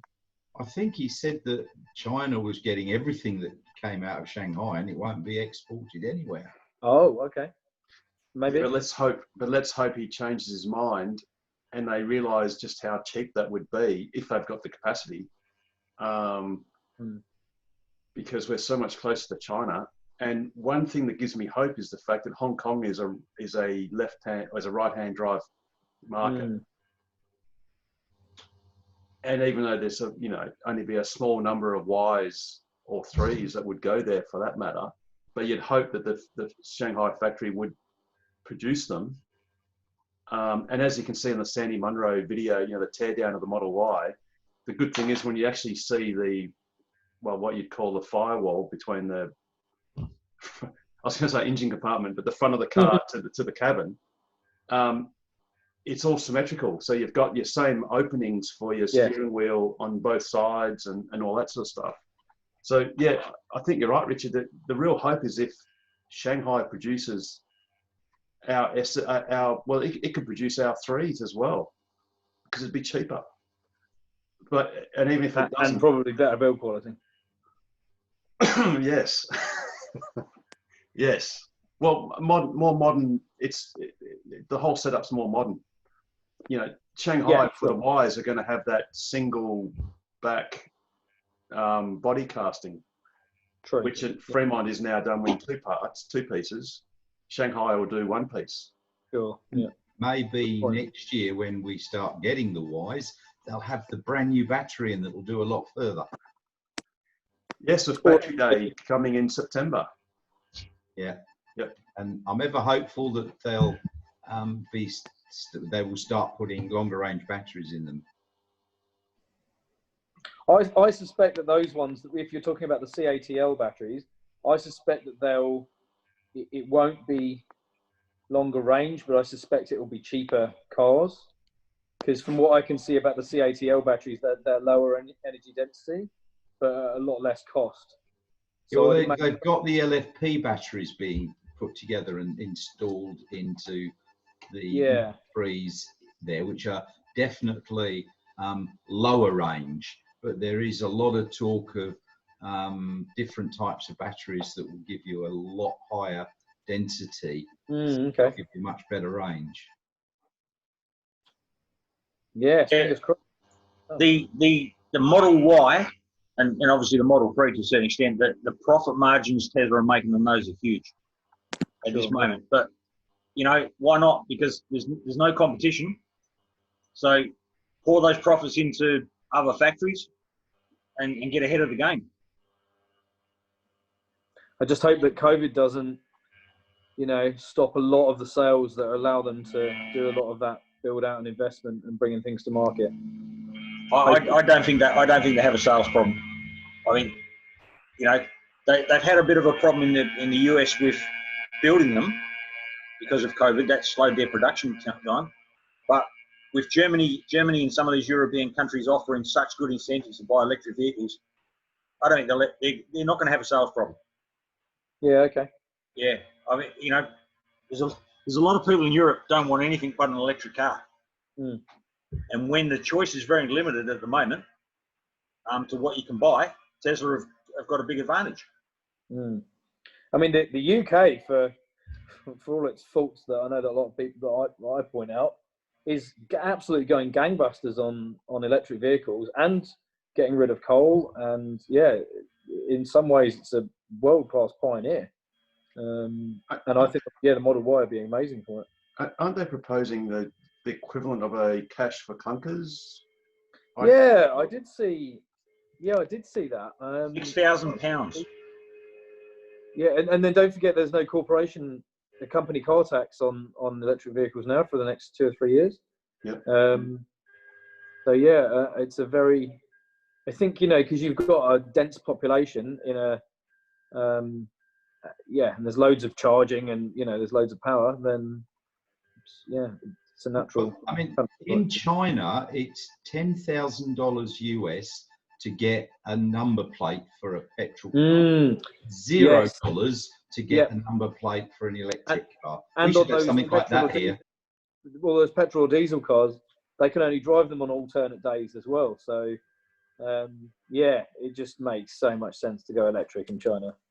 Well, I just saw on the Apple, they had their developers conference a couple of days ago, and one of their features on their new operating system is in China, you put in your number plate of your car, and it will just remind you when you can and cannot drive it, if it's a petrol car or a fuel car. Yeah, okay. Interesting. So it's yeah, I mean, the Chinese are serious with you know, restricting pollution and I guess well, yeah, basically urban pollution caused by all these cars. And I think the Model 3 is dearer in China. It's still dearer in China than it is in the States in US dollars. So you're right, Rob. They're just making money hand over fist as far as margins concerned at the Shanghai factory. They did just reduce the price of the Model 3 in China so that it came just under the 300,000 yuan, so that it got the incentives.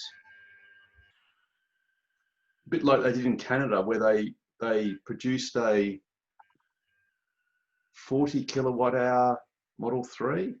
110 mile range. Yes. Yeah. 110 mile range Model 3, which they don't want anyone to buy. It's not intended to actually buy, but it had to, for legislative reasons, be offered for sale. And since it was, it and all its cousins in Model 3 land could then get this rebate rebate in Canada, because it sort of then met the lowest, well, the highest part of the lowest price threshold for cars in that model. But yeah, 100. What's that? 100. That's about 175 k's range, Rob. Yeah, I think it was a locked battery. Oh yes, it was. Oh, it was. They didn't follow. They didn't. Yeah, exactly. It was software locked. Bit like Rochelle's car. When we bought it, I bought it as a 60 kilowatt hour version, even though it had the 75 pack. And then I ended up relenting 6 months later and unlocking the extra value for real money. And now it's a 75. Well, it always was. It was just software locked. Yeah.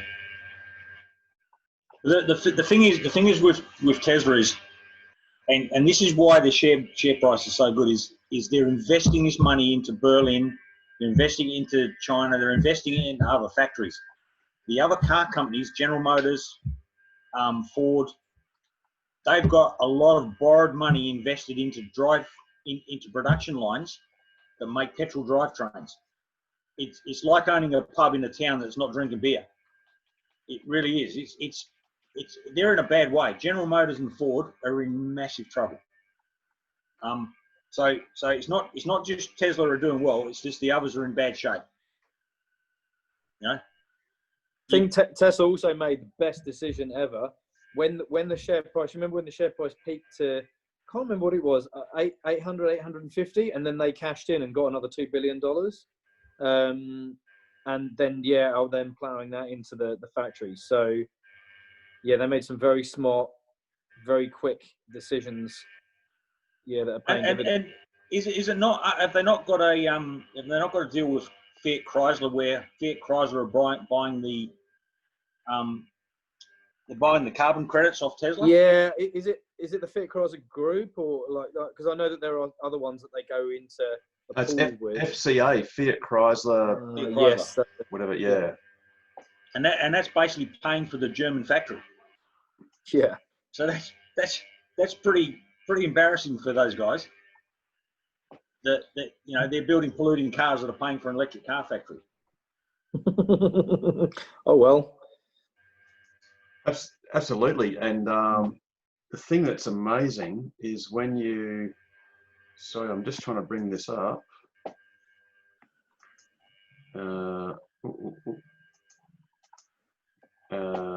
Share screen. Is when you look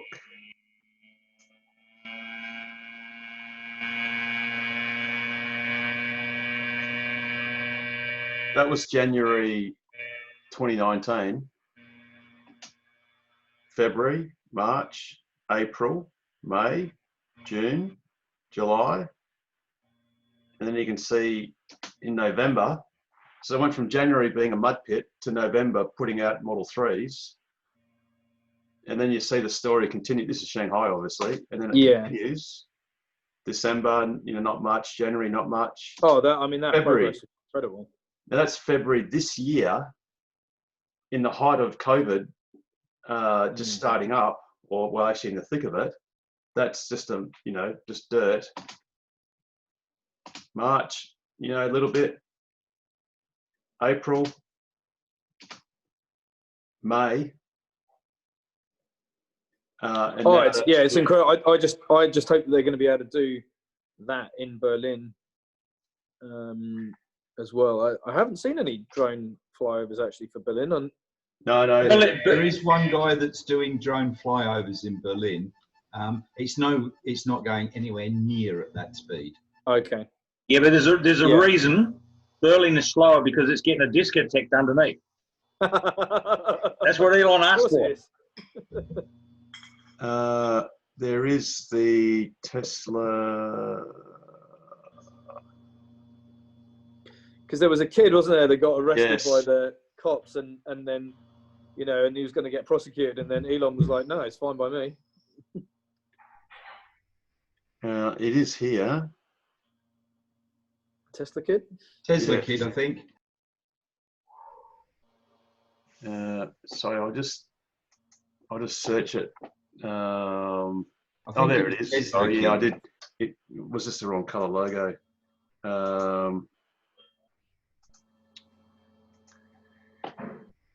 So they're actually now going to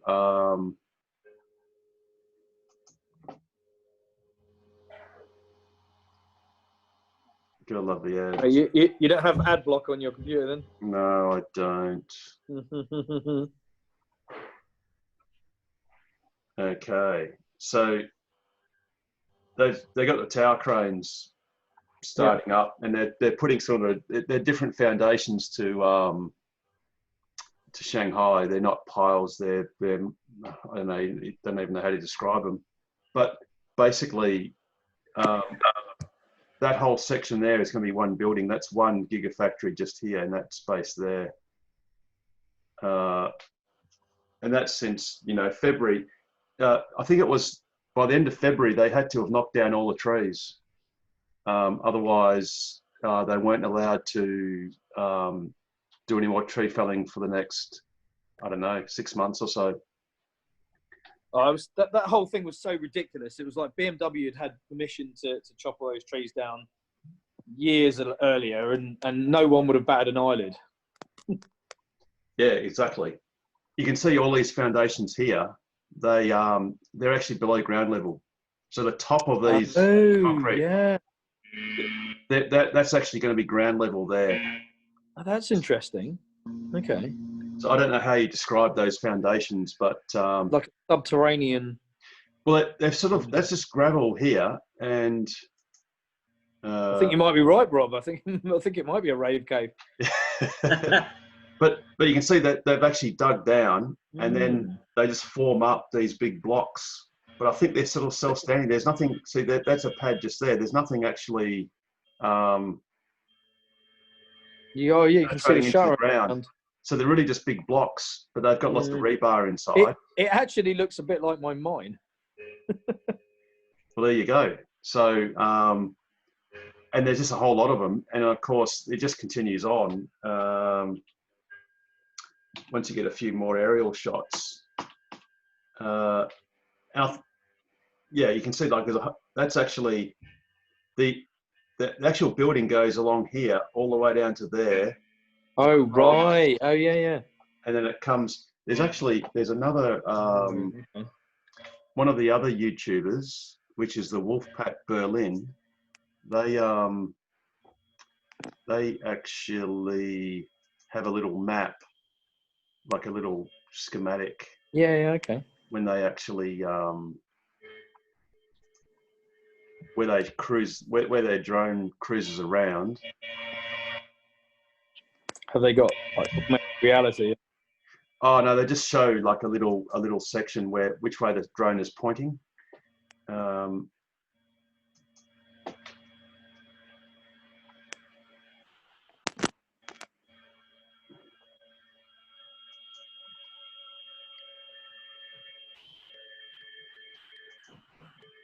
Yeah.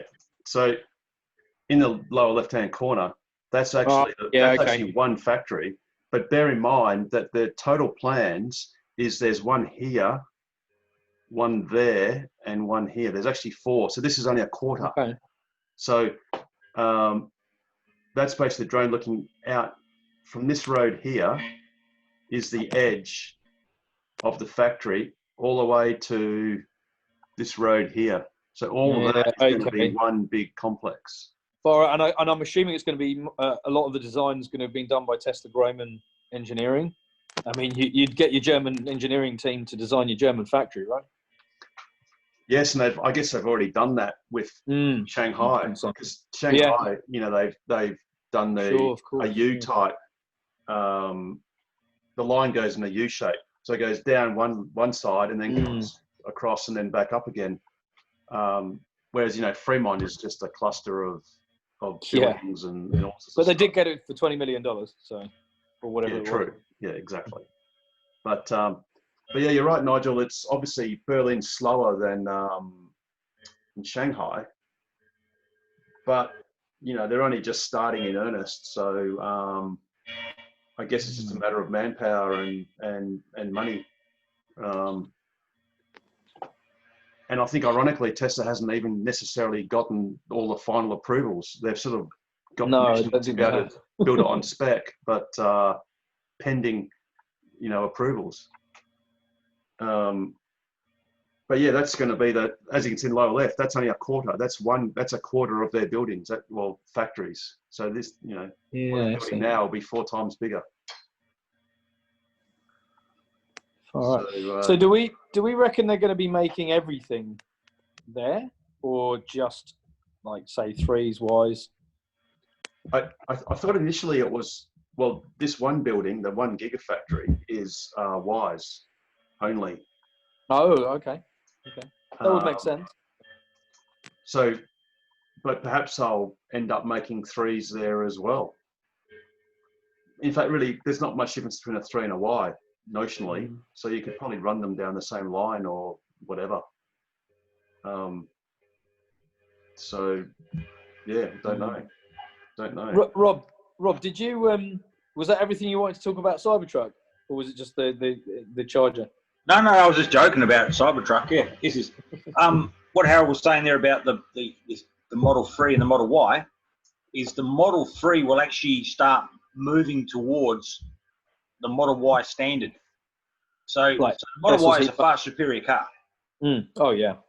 With some of the stuff they've built into it. So the Model 3 will take on that some of those concepts. The heat pump, the way the rear is constructed, there's far less panels, there's far less pieces in the rear, how they've built it. So it really, the Model Y is a far superior Tesla than any other car. I agree. Yeah. You know. So I think someone said to me, someone mentioned probably a year ago that the Model Y would outsell the 3 2 to 1. I think it's more likely to be 4 to 1. It's such a versatile car. Yeah, my worry is just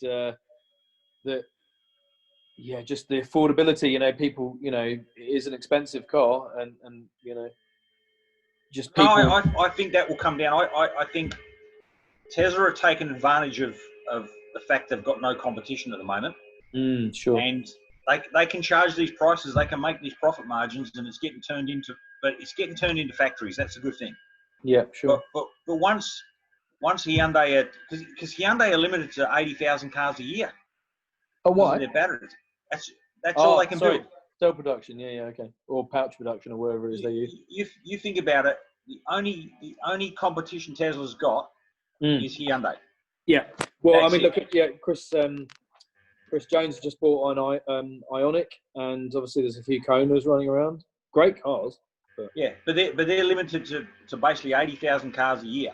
So Tesla's got no competition really. So they can really charge a high price. Now, eventually, you know, Kia will start building some long range cars and that sort of stuff, and Tesla then can start reducing their prices. Yeah. And you could probably get a long range non-performance Model Y in Australia for probably $70,000. We're talking in 3 years' time. That would be incredible pricing. Yeah. Yeah. Look at the Model S. The Model S P100D Performance was $306,000 fully loaded. Yeah. You can now get it for $180,000. Yeah, which is still a lot of money, but yeah, that's a dramatic reduction. Yeah, they were making a big profit margin on those cars. I know there was some, luxury car tax in that, and they're still making a big profit margin on Model S. And don't forget that's 0 to 100 in 2.4 seconds. Yeah, that's still the best value car in that size and that price range by a long way.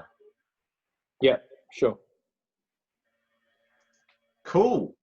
I just don't know how to get the word out to the average Joe that look, the Model Y is just, that all the other Teslas that have come before it are leading up to the main event. Model Y is good. I tell you a story. I gave a TV away today to my son's friend. Oh, he's gonna have a go at fixing it. So yeah. Oh, okay. It was a Philips 42-inch plasma screen. Ooh, okay. Hang on, Rob. Hang on for a second. You gave away a TV, and we're thinking, wow, that was very generous. But you just gave away a faulty plasma that probably weighs, 50 kilos?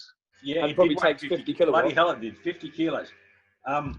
So basically, I was telling this kid about when the first widescreen came out, the plasma, the Sony plasma was $14,000. Whoa! Yeah. And everyone looked at that TV and said, "Oh, who could afford one of those?" So we bought a Philips 42-inch, which was the best plasma you could get at that stage in 2006, and it cost us $4,000. And it was, it was a great TV. And even then, people would say to us, "What a waste of money! How can you afford that?" And it was like, "Well, want to watch the World Cup." So now, when that TV finally packed in after 9 years, it was actually the stop, the on button that played up. I just went out and bought another TV because it was a 50-inch smart TV was $1,400. So a TV that was far superior was only $1,400. Cars are going to do the same thing. Because of inflation, that $4,000 would be worth a lot more today than it was then. So yeah, that's exactly it. So look at the price of these TVs on here. Well, Rob, this is 75 inches, which is kind of large. And if we just go, you can get one for $1,800. I know. That's 75 inches. It's a better quality. And what was the size of the one you bought, Rob? Was it a 42-inch plasma? 42-inch.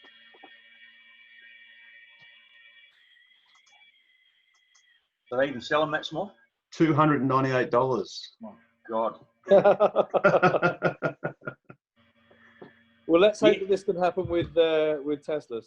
Well, here's the other thing too. That 42-inch plasma used to consume 400 watts of power. So it was also a heater in the winter. Yeah. Now Tesla's got romance mode, right, on the MCU. The plasma, if you went to YouTube and got one of the background of, a log cabin fireplace thing, the plasma would be super realistic. That's it, yeah. So the plasma, the LCD we got here now, uses 76 watts. Oh, because I thought it was doing well, because that 55-inch Sony Bravia that was $400 that I found off Gumtree, that's 150 watts, and I thought that was doing well. Yeah, no, they've got a lot better. So I gave this TV away. Gave this TV to this young guy Lee, and he's doing electrical engineering. Oh, so there's 2 diodes he needs to replace in it. It's going to cost him about $15. So he should be able to fix it, but he's got to pay the power bill though. That's all. Yeah. You use it in winter, and it's a win-win. Yeah, that's right. Yeah. I actually put a vent in the roof, in the ceiling above the TV. Whoa. Because in the summer, I was like, Jesus, this thing's bloody hot.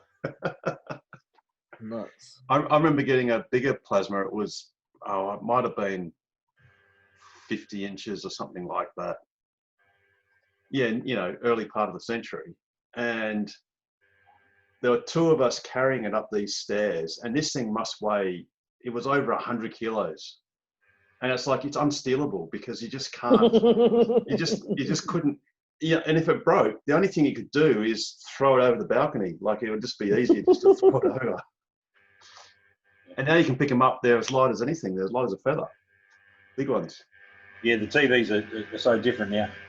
But when we were buying the plasma, the TV guys were saying that, he said LCDs are going to be the better TV, except that they still hadn't perfected picture quality. They still couldn't get the blacks correct and that sort of stuff. Yeah. Remember that? And that was one of the selling points of plasma. Now you just don't get a plasma. It's all LED, LCD stuff. Well, the best and they now don't is even. OLED. The organic LED are the best because they're actually light emitting diodes, whereas the so-called LCD is just LED TVs. You know, what they called LED are actually an LED lit, backlight. isn't it? Yeah, so the backlight is LED, not compact fluorescent, or cold cathode fluorescent. But the best ones are the OLEDs, and they're very efficient too because they only produce. If there's a black screen, there's no energy consumed because there's no light made. But anyway, but I've got an OLED, and it's brilliant. Yeah, right. The blacks are amazing, aren't they, Nigel? They're just the black is just off. Colour on it is just phenomenal. Well, he took down the old one and put this up, and I just looked at it and go, "Wow, that's so much realistic." It's only 4K as well. Only. Yeah, no, they make 8K ones now, don't they? Right. Yeah, they do. Yeah, for sure. Yeah. Well, I think the Japan Olympics were going to be in 8K. They were. They were going to be in 8K. Speaking about Japan, actually, sorry, I know getting back to the EV thing, sorry. It's such a tragedy that the Japanese or Nissan are just looking at the Leaf and just going, nah, we're not even going to bother. Like Japan itself seems to be going on a hydrogen mission, which is just so disappointing. And then the Leaf, they're just going, well, we don't really care. And now that we've had COVID come in, a lot of companies who were going to have electric car projects are now going, nah, we're not going to do that anymore. So it's like, well, yeah. That's why Tesla is, they haven't opened yet. But that's why they're $1,000 US. Yeah. I mean, they're not really, they're an energy company, or they're a software company that happens to make cars and They're a startup. Well, didn't Musk call them like a conglomerate of like a dozen startups? Which is kind of a modular way of thinking about it, I guess. But yeah, and it's why the analysts can't work them out because they keep comparing them to a car company, but they do produce cars, but they also produce power walls and they produce big battery storage and solar and technology. And, the great thing is when we see Tesla's quarterly results at the end of this quarter, $8,000 of the profit will be for Joe, who went and bought full self-driving, which Tesla had already paid for when they built her car. Well done, Joe. They just got that money, and it was like manna from heaven, I mean, you got to discount it for Australian dollars, a bit less, but that's the thing. They're basically selling something for nothing. Well, it's already been paid for, and that's where the real gains come. We literally did it on the app on the phone. Really? Credit card already linked, so I didn't put any details in. Literally just clicked, do you want this? Yes. Then walked out to the car, and it was there. Brilliant. That's so good. And that's it was late at night, so we couldn't then go out in the car and test it. But you know what you did save on, of course, was you don't have to pay luxury car tax. That's why we did it. Yes, of course, yeah. So did you know that you were going to do that? Like, is it a 6 months window that you have to wait? There's no window. I think you can do it no window. No window. I thought people do it the next day, like Nigel did, didn't you? You do it like as soon as you get the car. I did. I got my car in January, and I didn't pay for the full self-driving until end of March, I think. Maybe. I thought technically you were supposed to, if you did do that, then you were supposed to add on the LCT that you then gave to the government. But I might be thinking about, there might be another country and not Australia where that is a thing. Yeah, I don't think it is in Australia. No, yeah, there was a time. I didn't make it up, promise. It's definitely something. us anyway. I don't know how we would pay it. Like, How do we No, contact the government and pay the tax? I don't know. I'm not claiming it on How many people are going to go, oh, dear government, I think I owe you some money. Absolutely Can you pay your zero. bill?" Yeah. Now here's another thing about Tesla. You've heard that Tesla don't spend money on advertising. Well, but they do Right. have a big marketing department. Yeah, but do you know they have 6 billboards in Western Australia? No. They have one in Falcon, they have one in Meadow Springs, they have one in Ellenbrook, and they just got one put in Busselton. Okay, I don't what get I'm it. talking about. Explain. Tesla Nice. community batteries. Oh, I thought you meant. I was thinking of streets right, because yeah. there's actually quite a few Tesla. There's a Tesla Lane, a Tesla Avenue. No, no. Okay. The Tesla community batteries, which are paid for by Western Power and Synergy, are just the most brilliant billboard. The one in Falcon, which is probably 6 or 7 kilometres, 10 kilometres south of here, that's at a footy ground. Yeah, So, right. so it sits on the bank of the football ground. It's actually behind a fence. So now people walk their dogs around there. It's seen by everyone. Tesla, this battery, and it's a great promotion for the company. Now Tesla didn't pay for that. They made a profit out of it, getting that billboard put up. The same as the superchargers. That's a billboard sitting outside 100 Jacks. How many people drive through 100 Jacks and go, "What's Tesla?" Yeah, half of them throw their wrappers on the supercharger. Yeah, there's also a motion for the investors meeting when it eventually happens.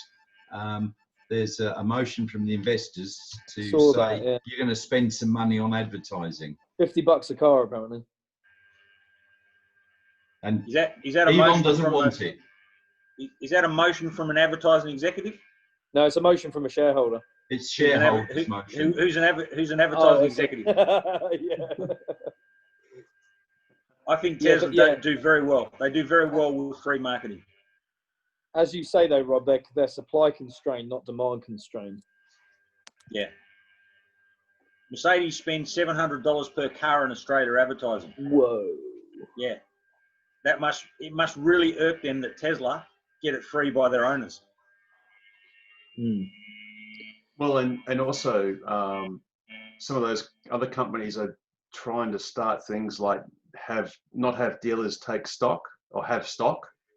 They basically just fulfill orders. So you order online and you pick it up from the nearest dealer once it's been delivered. So Tesla's model of having no dealers per se is sort of coming to all the other car makers because they realise that it's a much more economical model than the alternative. That's right. But anyway. See, saying that though, like it is a service and repairs is a genuine concern, and that's why I think the Rivian truck, because that's going into partnership with Ford, being able to take advantage of the Ford dealer network, just to say, look, I don't know, axle's cracked or whatever it could be, that's pretty huge. I mean, that's where Tesla obviously do struggle. Not in Perth because we've got a repair centre, but yeah. I heard there's 5 technicians in Perth now. Yeah, I think so. 5 or 6. At least 5, I think, Rob. Yeah. Well, we can name them. There's James Banks. There's Adam, Marvin, Taylor, and at least another one. Oh, Adam, but he's not a technician. He's bookings and whatever. I think there's a 5th one. I forget his name. Yeah, there are at least 5. And Harry's based here now, isn't he? Permanently as a. Well, he is now one of 2 salesmen. So okay. There's Harry Anderson and Dara. I'm not sure. I don't know. Yeah, who we brought? Yeah, who delivered Joe and Seb's car? Oh, cool! Awesome. Yeah, they've also got a mobile service now as well, haven't they? Oh yes. Yeah, they have, haven't they? Yeah. Yeah, it's a Model S. It's a white Model S. Yeah, I saw it when I was up there. Yep. Yeah, I've seen that. Which Rochelle's car, she's got a Model S. It had the bathtub ring, which is the yellowy outline on the MCU, which you Model 3 owners will never see, hopefully. And they were going to do it at her workplace, except she didn't have any 240 volts available in the car park for the jig that it's just a UV light that they, and a little red box that they put on the screen. But yeah, that would have been done with mobile service, which is very convenient. But in the end, to their credit, they just collected the car from her workplace and drove it to Nedlands, and then did what they had to do, and then returned it, which is still pretty good. So really, they've gone from one service tech, well, from 0 service techs. They had a FIFO. Well, Rob, you would have had FIFO experience with your car. I think he drove down here in a Toyota Yaris years ago, because that airbag light came on. Oh yeah. Yeah, it was a dusty. It had dust in the plug, so he came down and checked it out, and I was a bit horrified. He came down in a petrol car. But there were no spare cars. There was nothing. Nothing in those days, no.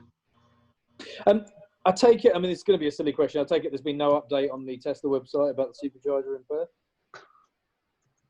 April 2016. Yeah. The story is that in 2017, everyone was verbally told by the end of the year. In 2018, an official pin went on the map. Yeah. We all got excited. Towards the middle of 2018, the pin got changed to say 2019. And apparently there was a bit of a backlash, so the pin went back to 2018.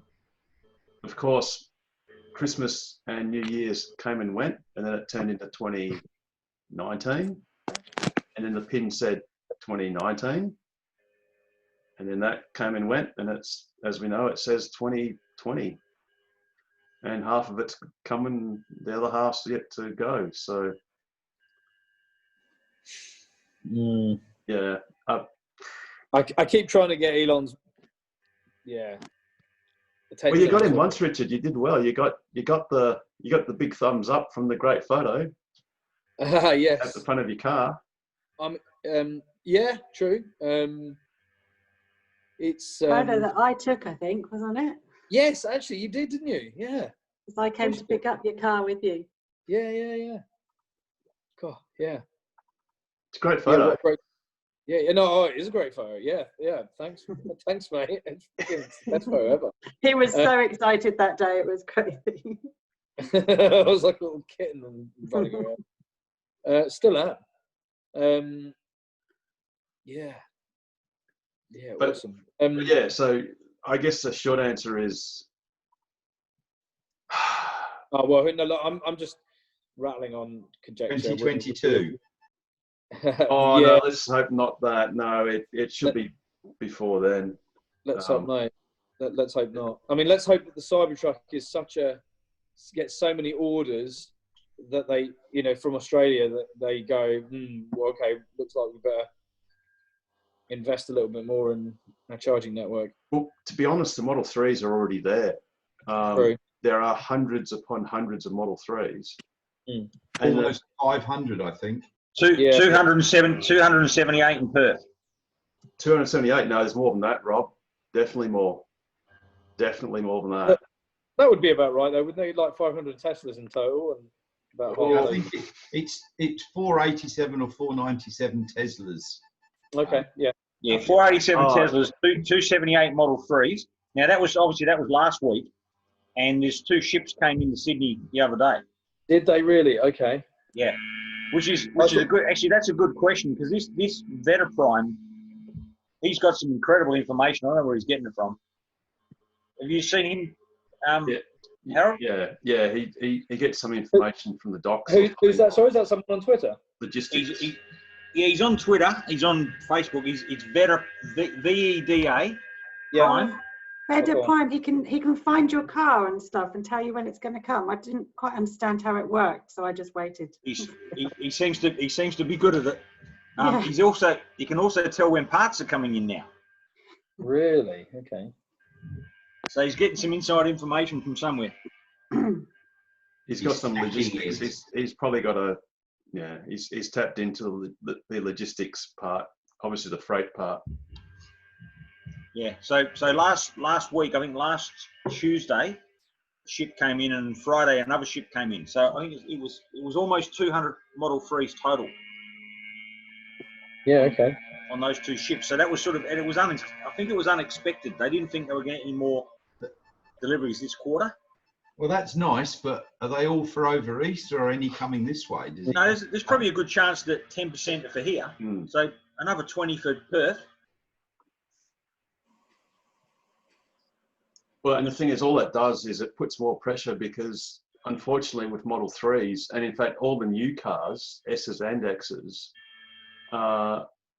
they can't charge on the RAC electric highway at this stage in fast DC mode. So you can still use the Type 2 Mennekes, though. True, but in that sense, the further south DC fast charger, apart from Eaton, is there's one in Collie. There's one in Collie, and there's one in not Baldivis. Coburn.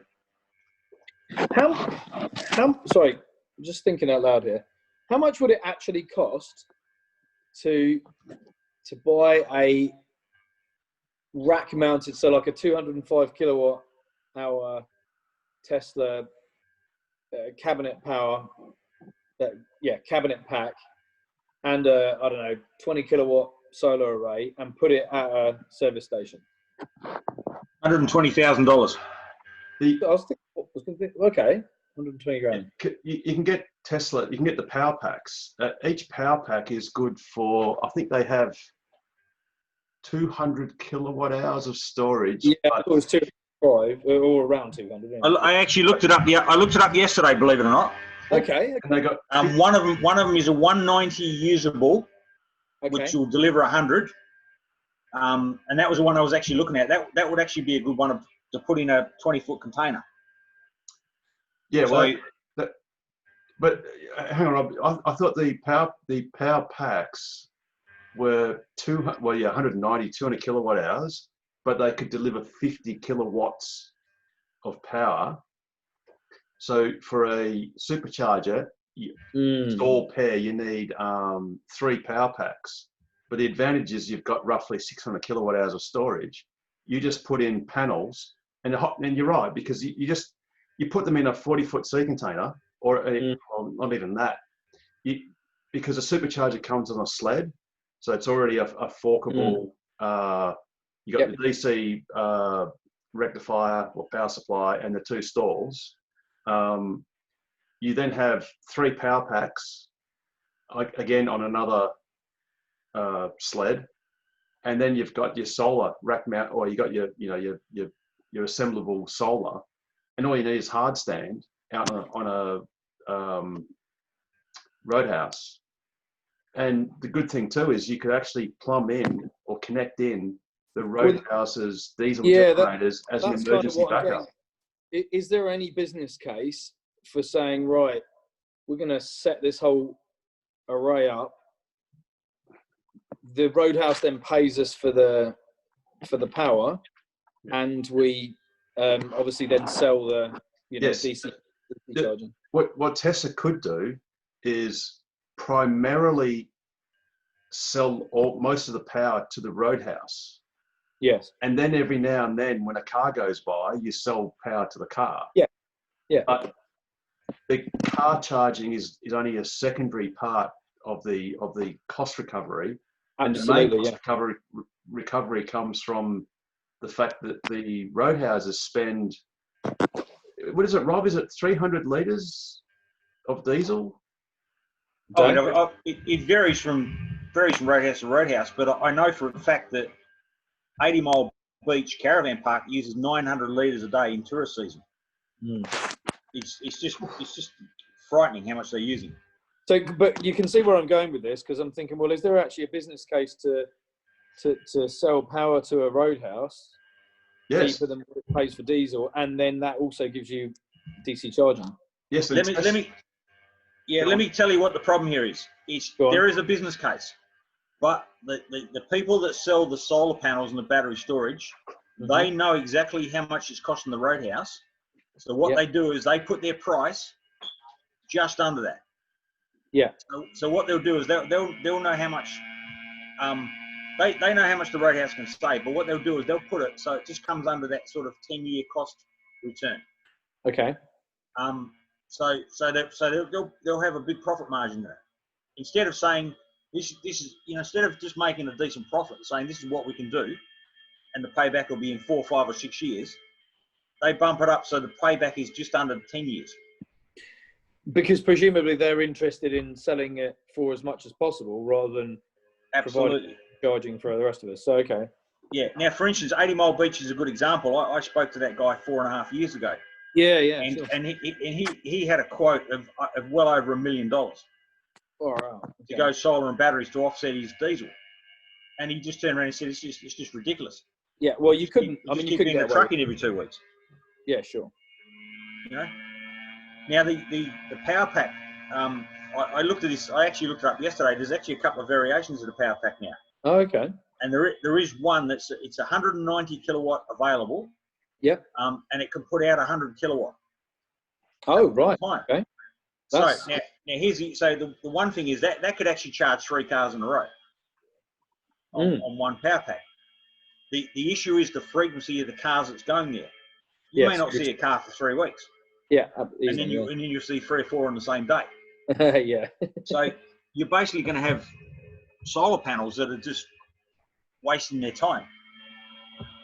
Do you know what I mean? So you do need to connect it into the premises. So you're not wasting that equipment. But that's the whole point, Rob, is that's where you make your daily money is from not burning diesel. And but again, you've also got the backup power. So if you got, well, I think it was FMG had an issue at one of their plants, one of their mine sites, whereby they had configured the system. It was solar. It was solar power to run their systems, and it was configured to withstand a week of crappy sunlight.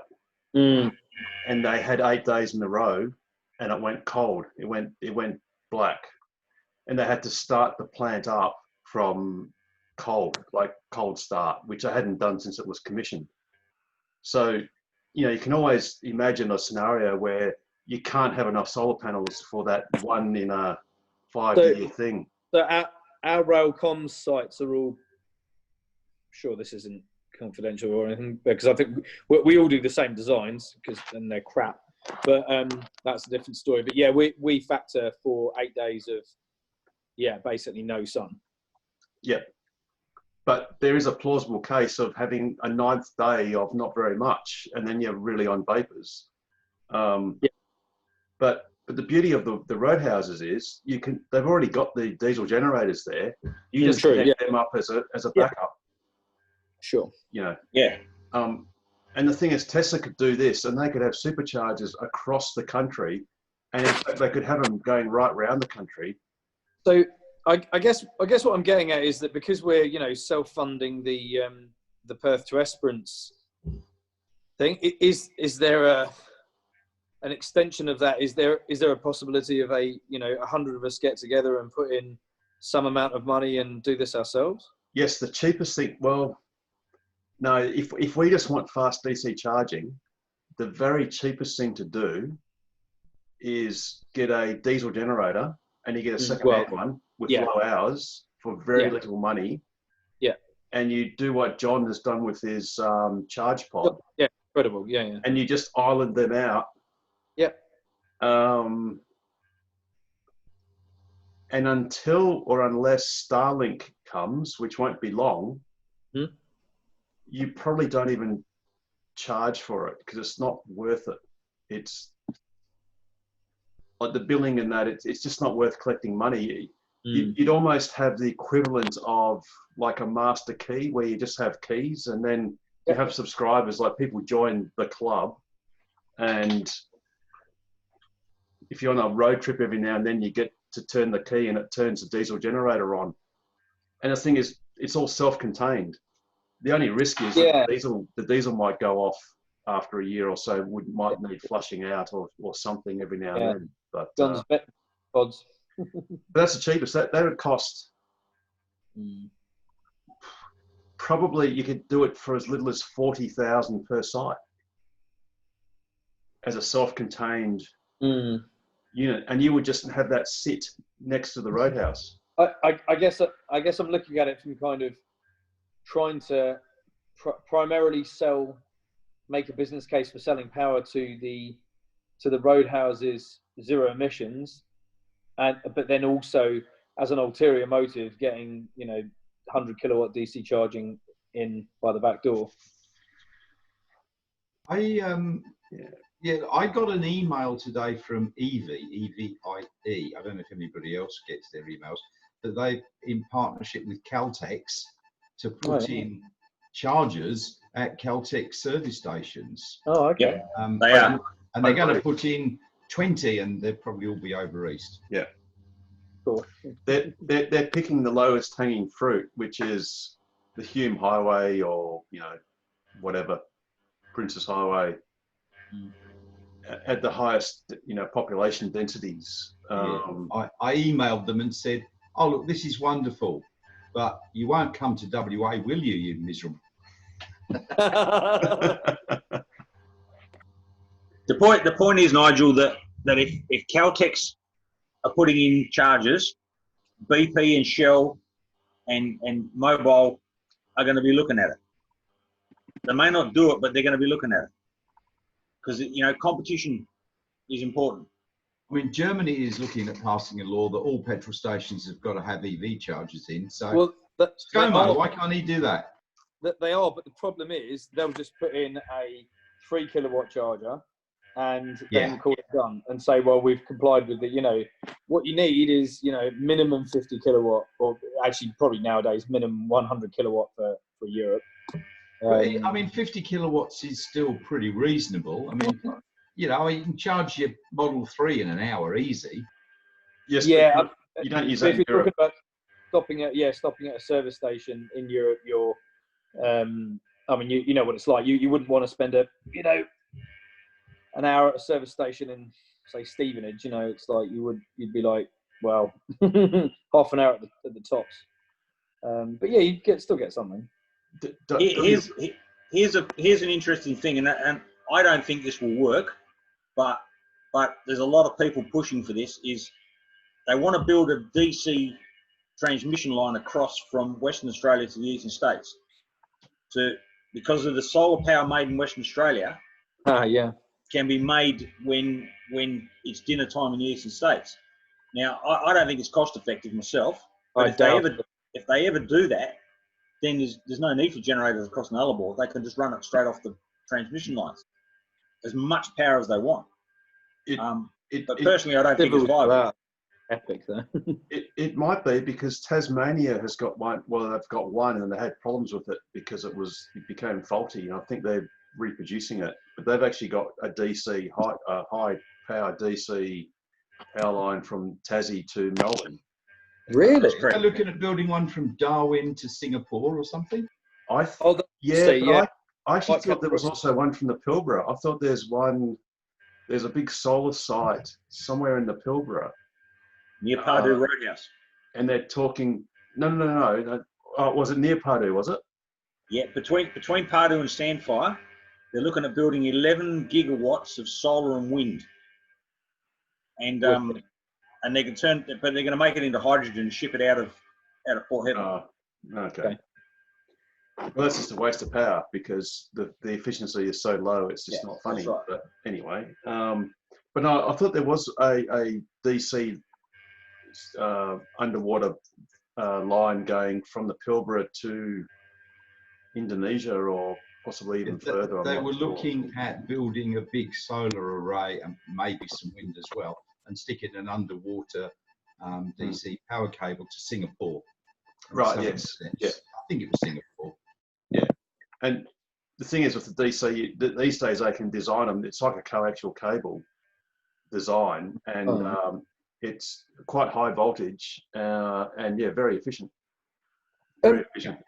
Harold, you understand the electronics on a more fundamental level than I do. Why is it that DC transmission is now better than AC transmission over long distances? I think with the AC, it's because of the capacitance of the cable.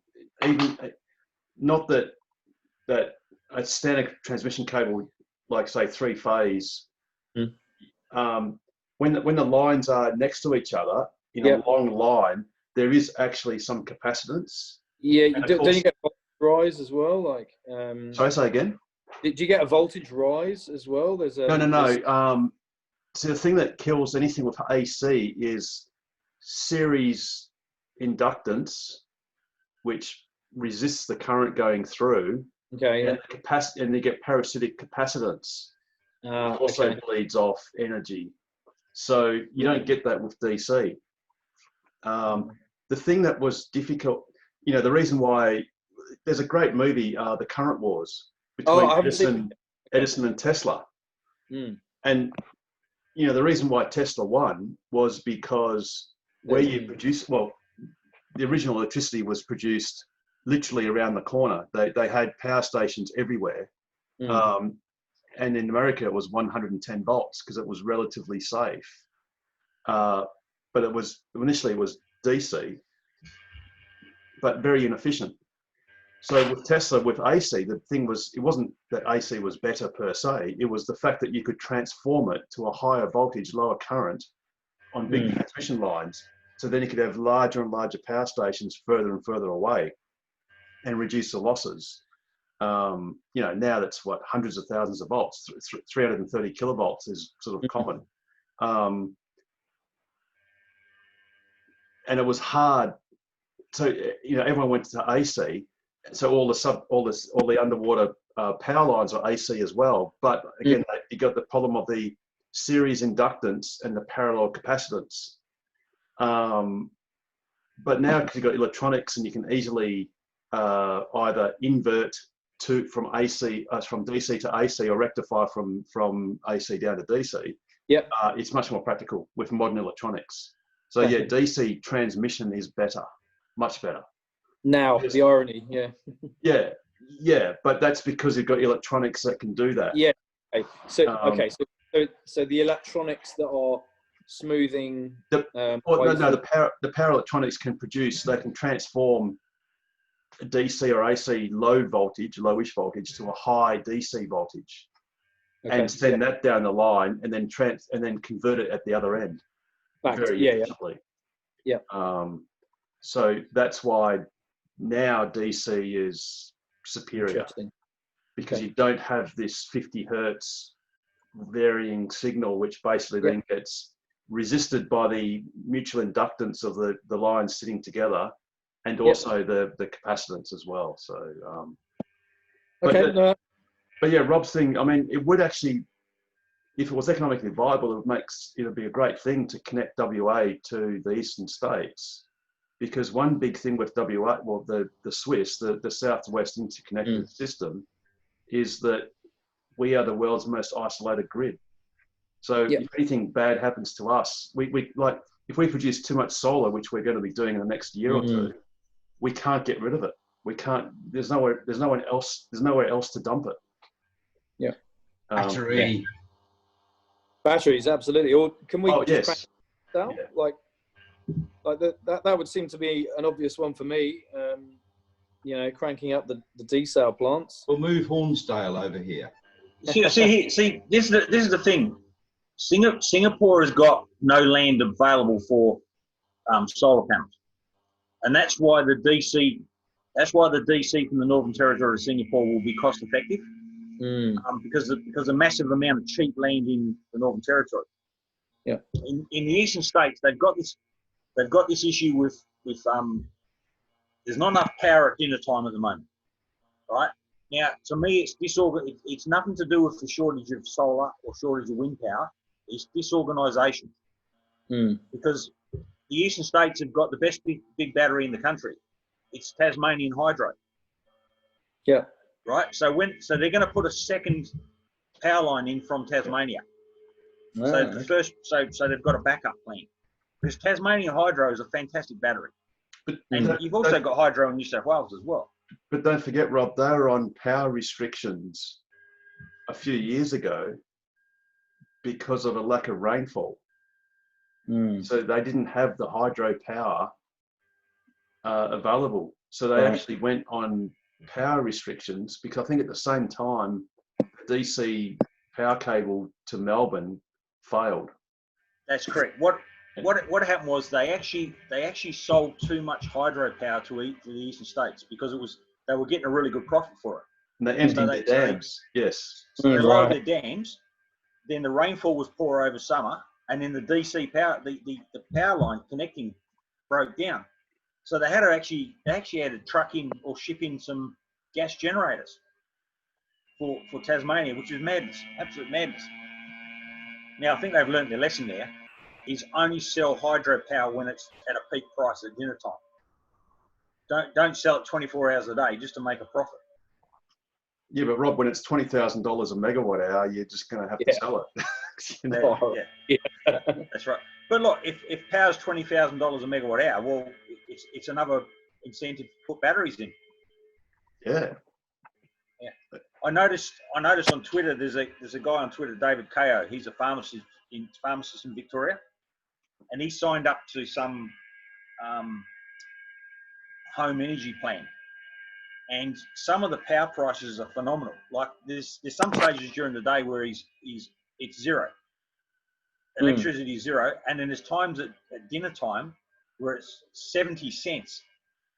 That's what he's got to pay for his electricity. But that's an incentive to use power when it's cheaper. Well, so, I mean, case in point here, power for us is 55 cents a kilowatt hour between 3 p.m. and 9 p.m. And I am religious about that's not.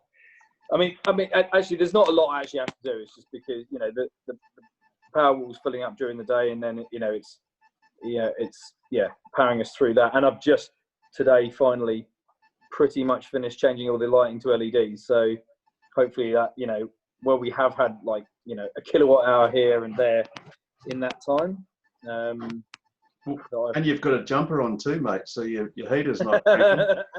In England, I think that at times during the day they pay you to use the electricity. Yeah, there's a few tariffs like that now. Hey, Octopus I think do an agile tariff in the UK, where if you're really smart about your charging your car, you can you can be basically paid to charge it. I don't know whether you guys listen to the podcast EV News Daily. It's a guy who lives only a few miles away from my mum's in Bournemouth. He's in Poole, and and he's on the agile tariff, so that's why I know about it. And he sometimes put lists up on Twitter of he got, I don't know, it was -5 pence a kilowatt hour to charge between 1 a.m. and 1:30 a.m. So that's the thing though. You'll be able to do this without even thinking. You'll set your car or your power wall to buy power off the grid at a certain rate. You know, and when it goes below 10 cents a unit, your power wall starts filling up with grid power, and when it goes above 30 cents a unit, you start selling it back into the grid. That's what some people are doing in England. Yeah, people will soon work out when not to use power. Tesla have that. What do they call it? Power. Auto bidder. Auto bidder. That's it. Thanks, Seth. Where and they're doing it on their large scale projects, but I think they're also looking at doing it for even power walls. So in the UK, my mum's actually been asked. Well, actually, she doesn't actually qualify because my sister has the Tesla, not my mum, so it's technically not hers. But we're going to be upgrading my mum's house to 2 Powerwall 2s, and then should the Tesla be in the household, what they're doing is they're saying that your power, you get you can buy power. There's no contract fees. It's literally you just connected. There's no standing charges, and it's 8 pence a kilowatt hour, both to buy power and to sell it to them. Oh, so that's perfect. Yeah. So, but saying that, I actually am not. I'm actually thinking about. I don't think it's going to fit my mum's use case because the house is completely electric because we renovated it to be so. But the air source heat pump, consumes so much. No, it's all electronic, but it's a 6-bedroom house, so it's it's a huge place. There's always family staying, but it consumes so much power that overnight, the air source heat pump is just chugging away at pretty much 2 kilowatts constantly, I think, overnight. And then that's when my sister would also be charging the car, because you can get like a 4-hour window overnight where it drops the power to like 5 pence a kilowatt hour. So I think that's actually for her use case going to be a financially a better deal. Yes, a better deal. But if you're someone who in the UK who's got gas central heating and and you don't want to change that, then then it probably makes a lot of financial sense if you've got a Tesla car and Powerwall to do that, because then but it's weird, you then sacrifice your control of your Powerwall. Oh yes, yeah, but it is within certain parameters, so they do give you some if there's a blackout, so that you can they'll have Stormwatch on and all of that stuff. Yeah. But it is a great good concept, because you think, oh well, I'm only getting 8 pence a kilowatt hour for selling it, but then I'm only getting 8 pence a kilowatt hour for buying it. And then you're like, well, hang on a minute, it can flow in and out as much as they need. Yeah, but the point is, the beautiful point about that is if you've got surplus solar, you're using the grid as an additional battery. So, like for instance, in my place, if I generate solar, I get 7 cents a kilowatt hour. But if I buy it, it costs me 28 cents. Yeah. So I've got to produce 4 times as much. Sorry, if I use something like, well, I'm using power now because I don't have a battery. I have to produce 4 units for every unit I use now, which is not ideal. So here, if I know that the next day is going to be a really stormy day and we're going to get no solar, but I know that we're obviously going to need to be using power, I'll change the settings on the app over to say just use the battery as a backup battery. That will then fill the battery up, and then throughout the next day we can use power at half the cost. For what it would cost in taking it off the grid, or a quarter of the cost of what it would cost at the peak time. I think eventually I'm still getting 47 cents a unit at the moment until the end of July, and I'm actually in credit $1,300. Oh, amazing! I think my mum in the UK, because she put solar in, I think in 2009, so she's getting 45 pence a kilowatt hour, something amazing like that. Yeah, it's Well, speaking of solar, the thing that's so amazing is you can get 5 kilowatts here, or 6.6 with a 5 kilowatt inverter for 3,200 Aussie, which is what, 2,800 or not even 2,600 US, and yet it's well over 10K in the States. Yeah, I can't believe it. It's huge. Yeah. The thing is with power is there's 3 costs to power. There's producing the power, there's the transmission lines, but there's the instability of power usage. That's a big cost. Yeah. If we had a dead smooth over 24 hours, we had a dead smooth power consumption, the cost of electricity would be a lot less. Sure. Because we have these peaks and troughs. But to produce power from solar or from wind is bloody cheap. It's and like cheaper, yeah.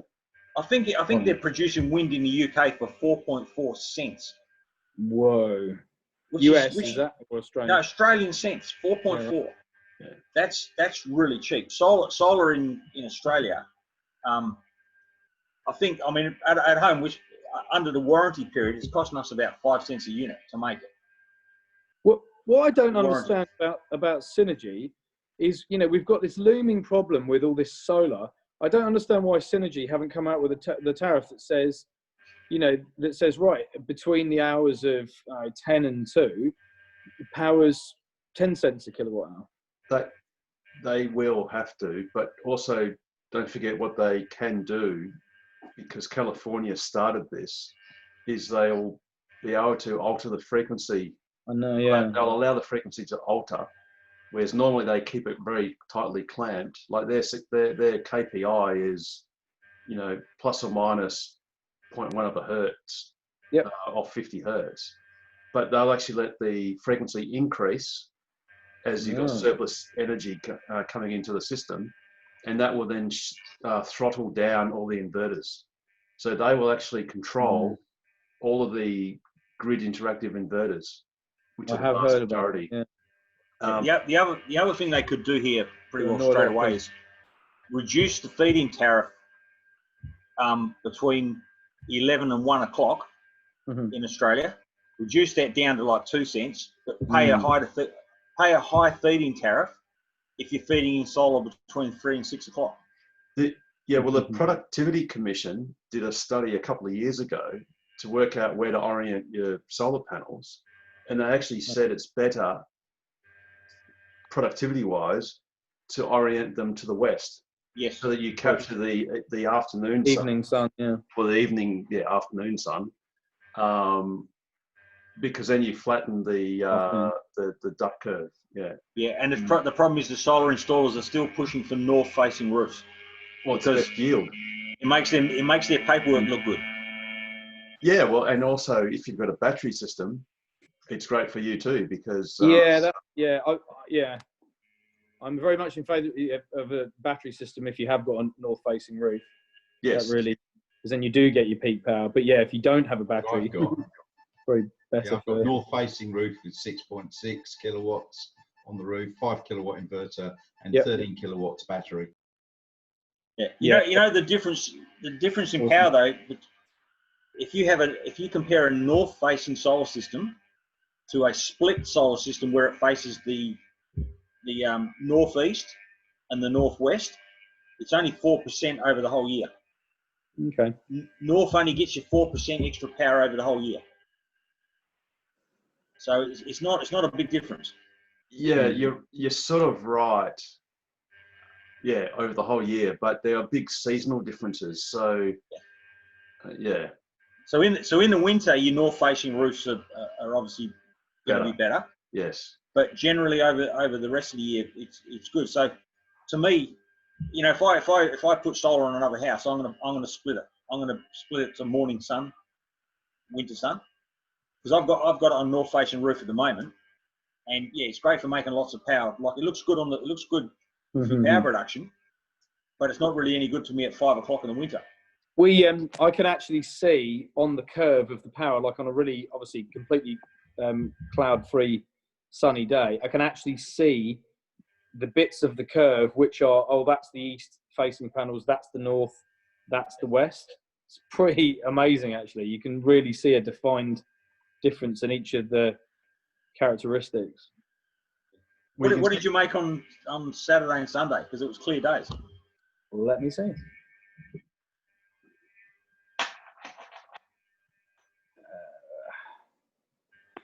What day is it today? 24th. So I made 22.4 on Saturday. Didn't I put that on Twitter as well? And we made exactly the same. We might have, I think, yeah. Now in the summer, actually, we don't get peak power in summer. We get peak power in late October because it's not as hot. But we're peaking at about 32. So what date? Sorry, which dates are you referring to? Saturday and Sunday just passed was the shortest days of the year. Oh yeah, of course. Yeah. 20th and 23rd. 22nd, 23rd. Saturday the 20th, I got 22.2. Yeah, I got 22.4. Okay, and go on. Sorry, go on, Nigel or Howard. Oh, I got 34.3 on the 20th and 33.9 on the 21st. Okay. Not that I'm bragging. Yeah. What did you get, Joe? Yeah.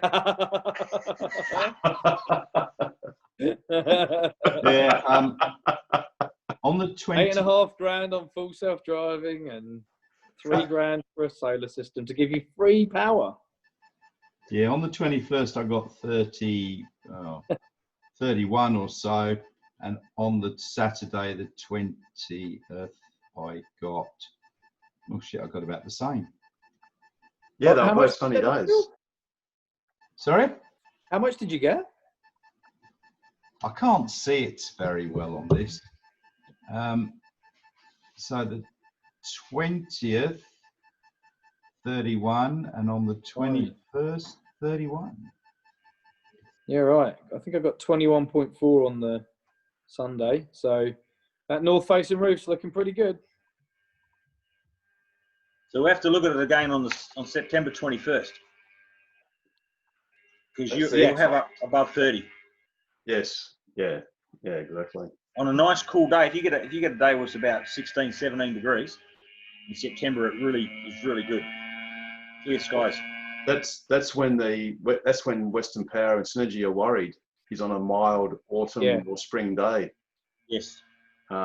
Because on a clear spring day, you're just pumping out the solar and you're not using it in aircon or of any site, whether it's heating or cooling. So that's the problem.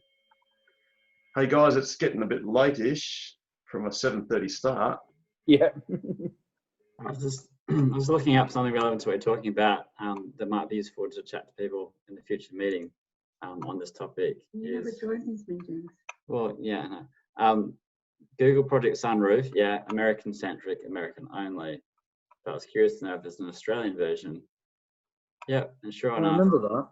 There's apparently an article from way back. The Australian PV Institute Solar Potential Tool. Let's see if it still exists. Yeah.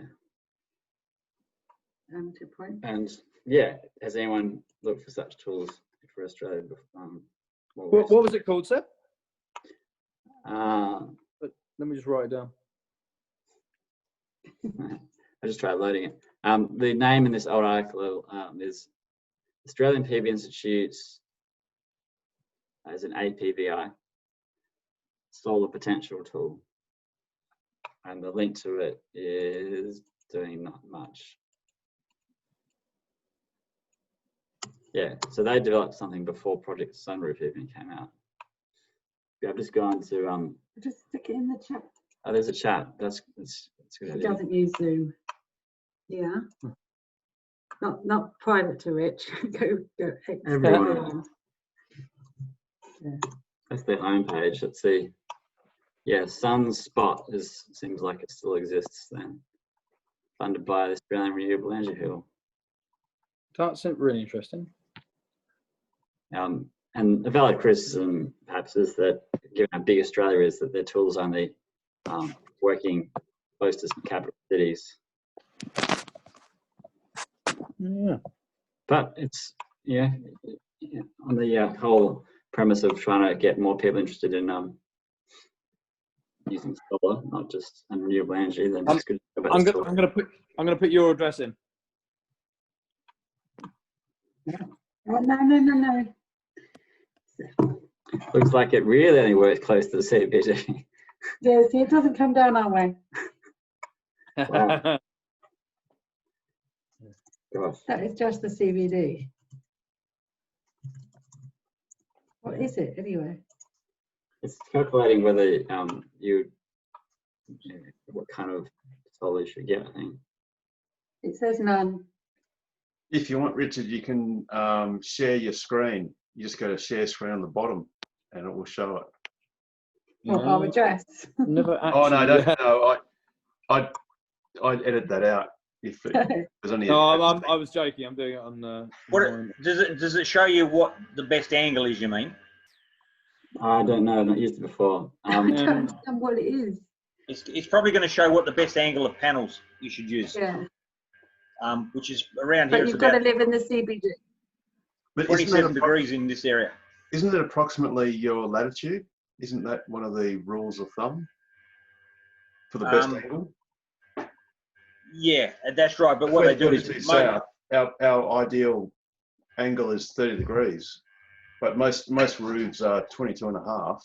yeah, so they just stick them on 22 and a half. They're lazy. Yeah, and that's fine because in winter it's not quite optimal, but in summer it's better than 30. Yeah. So I know some people tilt them up on a little stand. yeah, You got to be careful if you get a storm comes through. Oh yeah. Yeah, it gets under the panels. There is actually a benefit if you on a really hot day, having your panels off the roof is actually a benefit because the heat doesn't get trapped under the panels. Because heat reduces the amount of production. Yeah, I don't think I can share my screen, Harold, because I'm on an iPad. So. Oh, sorry. Oh, right. Yes. No, you probably can't. No, I did try. I can record my screen, but not. Yeah, but not. Yeah, no, that's cool. No, I'll leave it there by saying if the data required for this to work, if there's anything that local councils can do to provide such data, I can ask City of Kwinana. Yeah, cool. Yes. Just want to flag as an interesting topic for a future discussion. Yes. No, absolutely. Using this. We'll see you Sunday, guys. Yeah, yes. guys. Yeah, look forward to seeing you all there. Whoever's going. Yeah, I'm not sure at this point, but no, that's cool. So Nigel, you can't go because you've got other stuff on the next day, but Joe. Yeah, we won't be able to go. Yeah, cool. That's all right. Well, look, we'll have other stuff on anyway, other times. So, I mean, put it this way: is it the 18th of July, 19th of July? We'll be totally free of all restrictions. So, wicked. We'll all be good. So we're about to do proper meetups, dinners and stuff like that. So, hey. Well, hey, we earned it. Absolutely. Cool.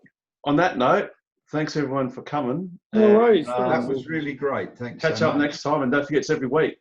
Whatever. Are you doing it every week? I didn't see a notice for it last week, and we'll see how. Oh no! Last week the emails didn't go out. I did send the exact same email as I did today, but my ISP. Yeah, I don't think I got anything again this week. Was it just you last week, Harold? Sorry, say again, Joe. Was it just you last week? Sat there from 7:30 to 8, seeing if anyone would No, turn up? it was me and Richard and Martin Kane. Yeah. Although Richard got rung up by Rob Dean to say, "Hey, can you come on?" So there's someone there. What he did, because we're just sat here watching the TV, and Rob texted me and said, "You know that we're on." Oh, okay, I'm gonna have to set an alarm. But I'll send a reminder email every week on a Wednesday, just as a reminder. But like I said, we just do this as a bit of a service. Some new owners might think it's just an easy way of communicating, and rather than ringing someone because that sort of feels a bit weird or whatever. And we'll just do it. Talking about Tesla, yes, please. Yeah. No, it's good because every Wednesday Seb's out anyway, so it's good to just sit here and just, even if I don't have anything to say, just to sit and listen. Like I feel like I'm being a bit social. Put it this way: to hear us droning on is like a bit of white noise in the background. That's kind of relaxing. Yeah. All right. Well, thanks very much, guys. Hopefully, I'll remember next week, and I'll see you then. No worries, Nigel. Thanks for coming. Catch you later. Harold, legends. All right, Richard, Joe, Seb. Bye. See you later. Bye. Y'all.